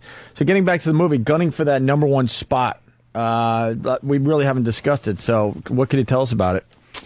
Well, it's really centered around this all-star game that takes place up at the Rucker in Harlem, and it's high school kids, like the top high school kids from around the country coming together to compete in this tournament, and and we focus on 8 of those guys. We go and profile 8 of them in their hometowns, and meet their families and trainers and the people around them and their friends as they're kind of like preparing to come to the Rucker. So you kind of get to know these different players in the world that they live in, and I'm definitely not making this sound as interesting as the film is. The film is good. And interestingly enough, some of the players that we profile are people who are probably going to be NBA superstars in the near future. Michael Beasley is one of them. Michael Beasley is predicted to be the #1 draft pick in June. Jared Bayless has also made himself eligible for the draft. Kevin Love, Kyle Singler. I forgot. I'm forgetting. I think there are 4 of the guys who have made themselves eligible for the draft. So yeah, that'd be interesting if you get one of the guys and they actually become a star in the NBA. I think they probably will. I mean, these guys are incredible. Documentary players. of the career. Absolutely. Yeah, and I think it'll be interesting to look back at this documentary years from now and see these guys when they were still in high school. Oh my God, he was in this movie, and he's now an NBA superstar. Where's the movie going to be shown? Well, in New York, it'll be at Magic Johnson Theater uptown, and it'll be on 12th Street, or is it 11th Street? Which one is it? Like 3rd Avenue, and okay. Over by the Ritz over there. Right, okay. Webster Hall, whatever they call it these days, whatever the children are calling. I don't know. It'll be in different theaters around the country. A couple phone calls before we let you go, if you want to get the headphones near your ear anyway. Ryan in Wisconsin, what's up? Hey, how's it going, guys? Hey. Love you, love the show. I just wanted to ask Adam, with the heavy sampling of Led Zeppelin on License to Ill, if he's ever met any of the people involved with Led Zeppelin, like Page or Plant or anything like that. All right, this is a good story. I was actually backstage at Live Aid, the first big Live Aid. Somehow I snuck back there. I borrowed a pass from somebody, and I was kind of trying to hide out somewhere so that I wouldn't get thrown out for having the wrong kind of pass. And all of a sudden, this area that I was in, like Led Zeppelin walk in, and they're hanging out, drinking beers in this kind of outdoor area. And then the Rolling Stones walk into the area, and they all start giving each other hugs and talking to each other. And so I was sort of stunned for a minute to see all these superstars. Just trying not to get thrown out of the area. Yeah, just kind of hiding in some corner. That's pretty cool. Jeff in Arizona, what's up? Hey, hey, love the show. I want to let Adam know about the punk rock days and how much I actually still appreciate it. I listen to it still do. And one of my questions is, does he still listen to punk rock? Are you still about the hardcore? And is there a chance that we could ever see a hardcore album again? Yeah, I mean, I do still listen to hardcore, but interestingly enough, I still listen to probably old hardcore from when I was 16 years old. Can you name some? What's that? Can you name some of your influences there? Yeah. Yeah, I mean, I still listen to that early Bad Brain stuff, like that Roar tape. I listen to all the time. The first couple Minor Threat EPs, those first 2 7-inches. Yeah, XM has the Fungus 53. Yeah, I listen to that. Actually, I listen to that a lot too. That's the goods. Yeah, for sure. Yeah, you mean Lars' show, right? Love you. All right, thank you, sir. Let's go to Cleveland. Jeremy, what's up? Hey, boys, what's going on? I had a question for Adam. Back then in the 90s, with the earlier lyrics of rap becoming about, revving about big screens, 40s, blunts, and bitches, how hard was it to keep the lyrics, kind of clean and friendly like you guys had always had them? I don't know that I would necessarily vouch for our lyrics being clean and friendly. But maybe some. I don't know. I think we rhyme about whatever seems interesting to us, and maybe at some point in the near future, flat screens and whatever else may seem interesting. It's not that interesting to me at the moment. Let's go to Boise. Kelly, what's up? Hey, love everything you guys have been doing. My question is, who wow, full of brain dead. Who decided or came up with the idea to reverse the bass line on Paul Revere? I think I did, actually. To be perfect, I'm just going to blow my own horn here. Yeah. Because it was cool, it was something different, and I used to take my tapes out, flip them around just to hear what the bass line was. Yeah, it's actually not a bass line. That's actually an 808, a Roland 808 drum machine. And 808s have this crazy kick drum that sustains, so the kick drum kind of goes like boom, and it holds for a long time. And so, yeah, I just thought it would be interesting I had been talking about it for a while, this idea of like playing the 808 backwards to see what it sounded like. And one time we kind of... It was killer. Thanks. Nothing more I can say. Aye. Yeah, I think we all felt that way. You guys have Actually, done. Run DMC were in the room with us when we were making that beat, and we flipped the beat over, and I think everybody kind of like all looked at each other like, oh my God, that sounds incredible. We actually, in those days, it was on a 2-inch, and we flipped the 2-inch over, played it backwards. All right. Thank you, Kelly. Thank you. We got to take a break, but Adam, thanks for stopping by. It's Gunning for the #1 spot. It comes out June 27th. Yeah.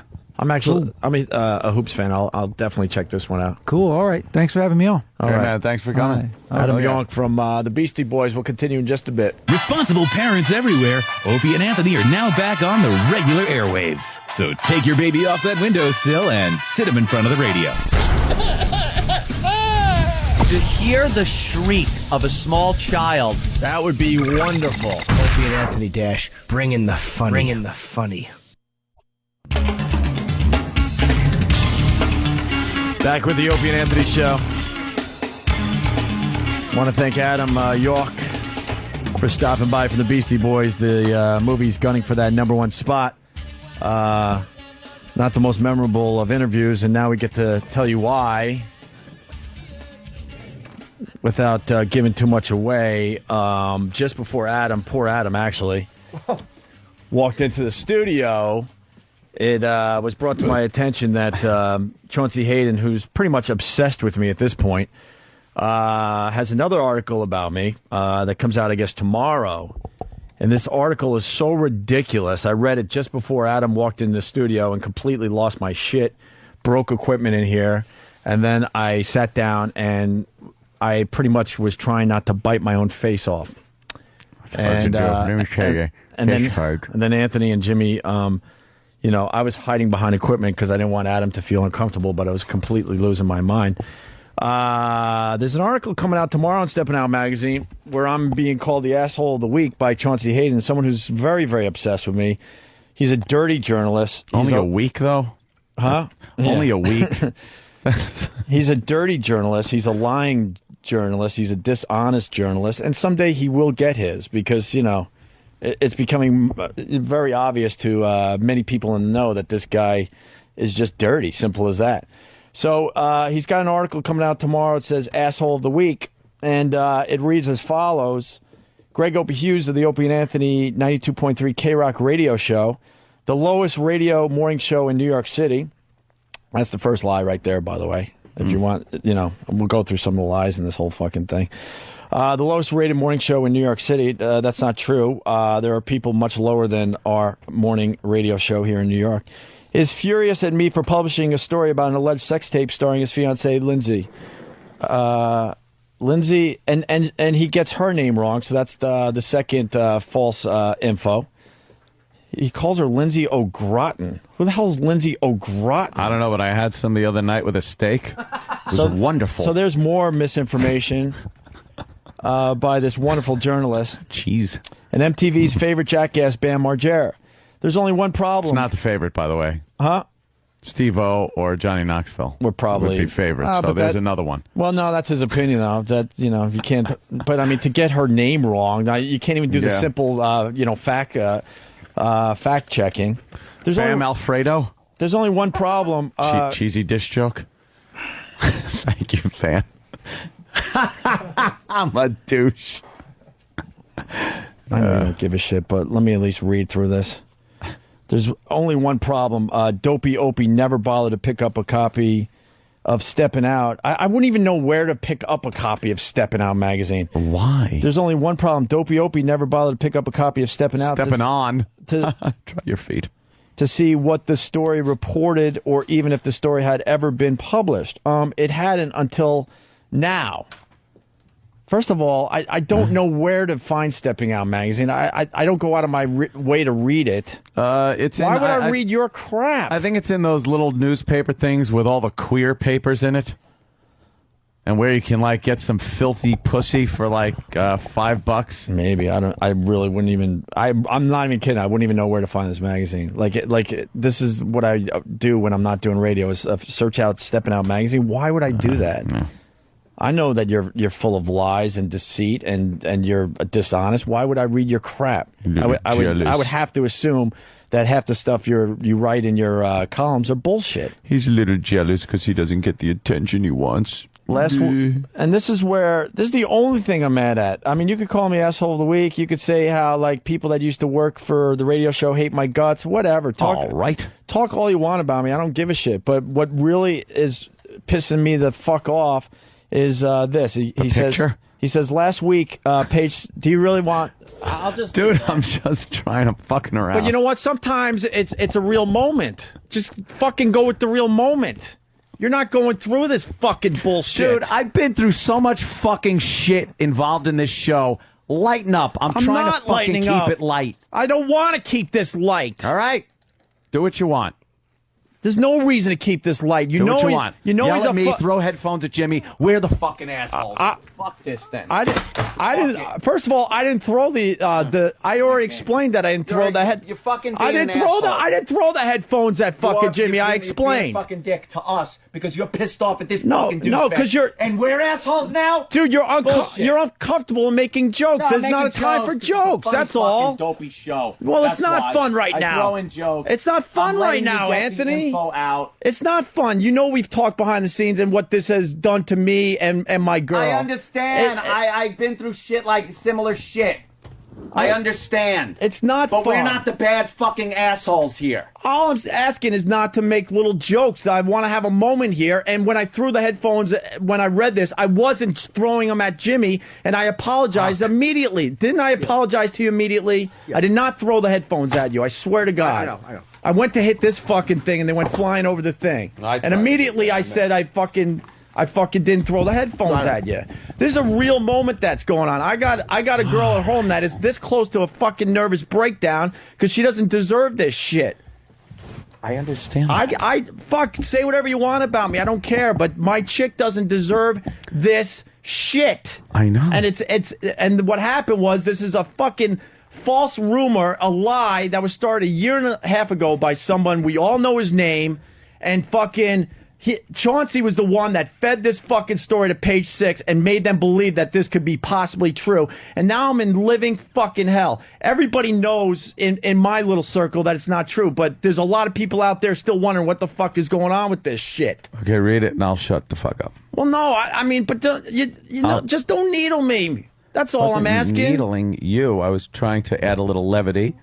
Dude, there's been times, and there's been times with you with personal stuff on the show. I'm right there with you, right there. Okay, I'm right there. I read you. Believe me, and I don't want to bring up stuff, but all I want to say is when you go down a serious road, I'm right there with you. I read you and go, wow, this is pretty heavy shit, and I'm there just to kind of support and listen to what you have to say. And I'm right now, I'm completely on edge, and I apologize if you're throwing in your jokes. I just don't want to hear it right now, because this guy is a complete asshole. And the more research I've done, I can't even tell you the embarrassment, because now I'm doing a lot of research behind the scenes. I'm up to 20 names of people I know that this guy told this rumor to behind my back, just trying to get this rumor out there and trying to get as many people possible to believe this. Got message boards to believe it, where these message boards go into private areas and discuss, well, is the tape real? Does anyone know anything on it? Let's try to find this fucking tape. There's no fucking tape. But now I have to clean up this mess, no matter what it takes. So he continues, because I'm the asshole of the week. Last week, Page 6 of the New York Post published an item that yours truly was planning on running a story on the alleged sex tape in an upcoming issue. Page 6 was correct. What does that mean? Page 6 was correct. What does that mean?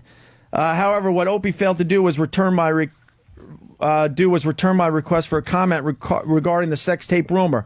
Let me make this perfectly clear. No one called me. No one called Anthony. No one called Jim Norton. No one called Bob Eatman, our agent. No one called XM Satellite Radio. They have a whole fucking media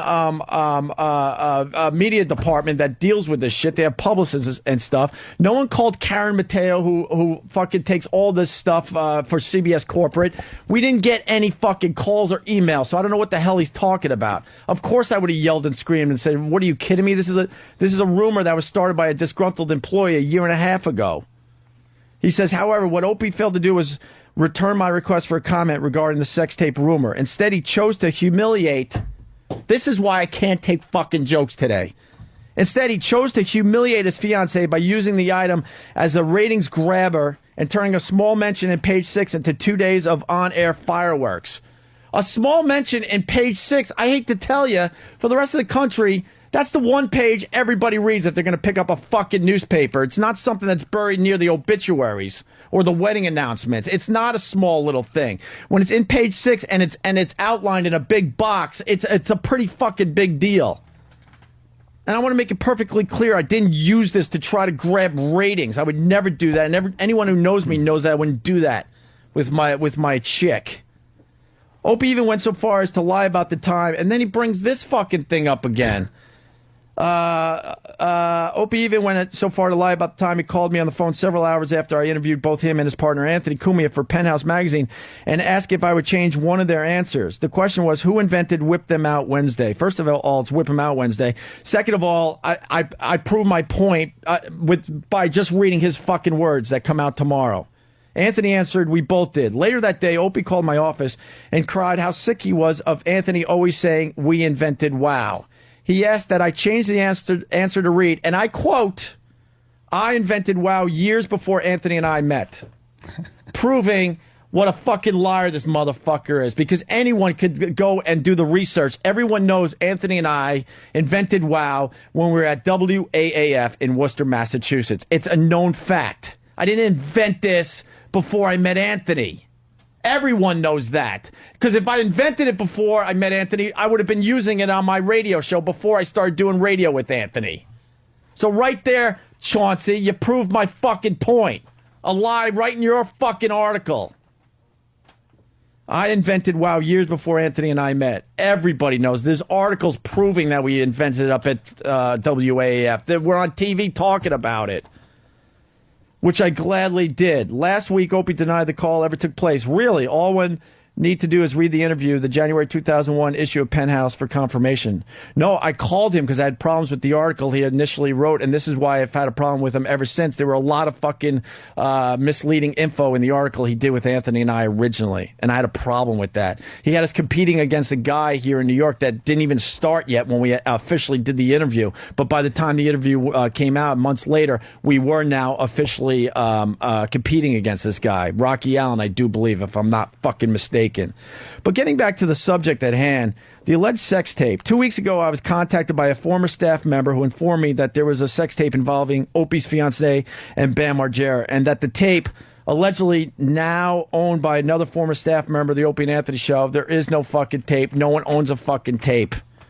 And he has to put that in there just to get another fucking jab in, was going to be sold on the internet in the coming weeks. And that was spread by another disgruntled employee that even set up a fucking website saying this is where the tape's going to be. Well, guess what? That guy has gone into hiding because he knows it's not fucking true. Was going to be sold on the internet in the coming weeks. I was told that Lindsay and Bam were doing the nasty on the videotape and that it was made prior to Opie meeting Lindsay. Since the Page 6 item came out, all parties involved have denied the tape exists, which I tend to believe. Now he believes this. Thank you. Thank you, Chauncey. Thank you. You believed the whole time that the tape didn't exist, but you knew you could get away with handing this story over to Page 6, which I tend to believe since nobody has come forward to present the tape to the media. But the question now has to be asked, what do so many ex-staffers hate Opie so much that they feel the need to embarrass him any chance they get? No, this all started with one fucking guy a year and a half ago. And he got other guys that have been fired from the show to join in on it. Of course they would. Well, judging from the lies Opie so easily tells over his airways, from this reporter's perspective, it's easy to see why. And then he has my picture, you know, and he even picked the worst shot ever taken of me, whatever, and writes, the Opie and Anthony Show is now officially the lowest rated morning radio show in New York City with a 1.7 ratings behind Fresh.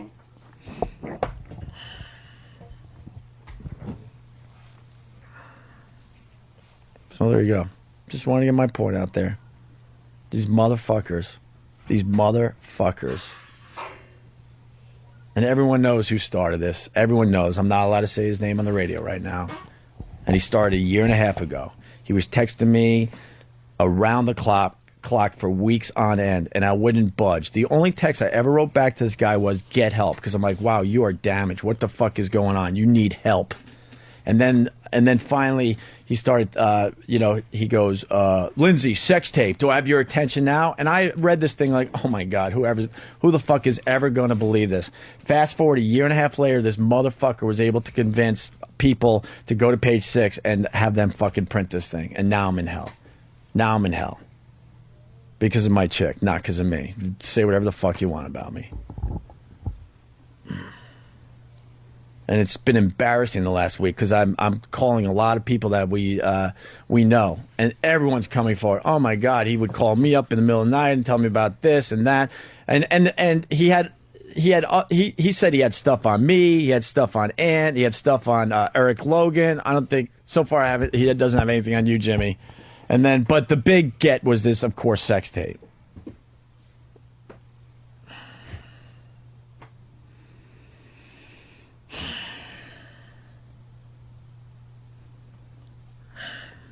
I'm fucking frustrated, man. I'm fucking frustrated.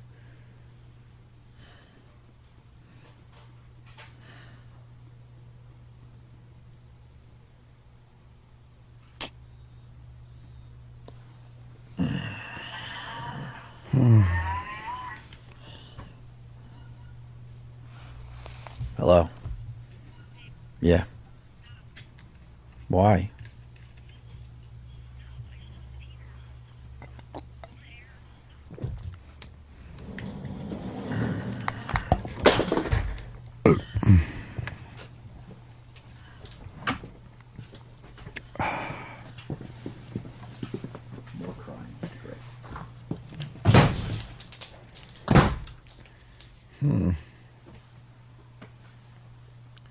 Time is it? I can't see the clock from here. 10:49. Parasha thought I move. 10:49. 10:49? I have 10:48. A little extra GTA time, I think. Do you think we'll do line of the day? I think we should at least acknowledge. If we had done line of the day, it would be brought to you by AshleyMadison.com. If you're looking for a little something on the side, you want to cheat, but you don't want to get caught, go to AshleyMadison.com and check out the girls and the guys that are there to cheat with. We had 4 runners-up and 1 winner. Ooh. So we have them available? So we might as well do it. Sure. What the heck? Fuck it. Actually, his lawyer stepped in because he originally sued for 8 lollipops. Now, that was a funny line. It sure was a gem. And the next one? It's an interesting story, though. Why would they call you the bagel? Because it rhymes with nagel or because you're doughy? That's line of the day getter 101. Always attack Eric. Yeah, attack Eric. You will make at least the runner-up. It's our soft spot. The third of the 4 runner-ups. So, what does Tony do behind the scenes? I thought it was magic. No, Anthony, it's not. You think a little fairy just points? Well, sometimes, yes. Okay, rule number 2, make fun of Steve. That's right, call Steve a fruit. E-Rock's fat, Steve's a fruit. Check. Oh, okay. One has been eliminated, so we're going right to the biggie, the number one line of the day. Here comes line of the day. Line of the day.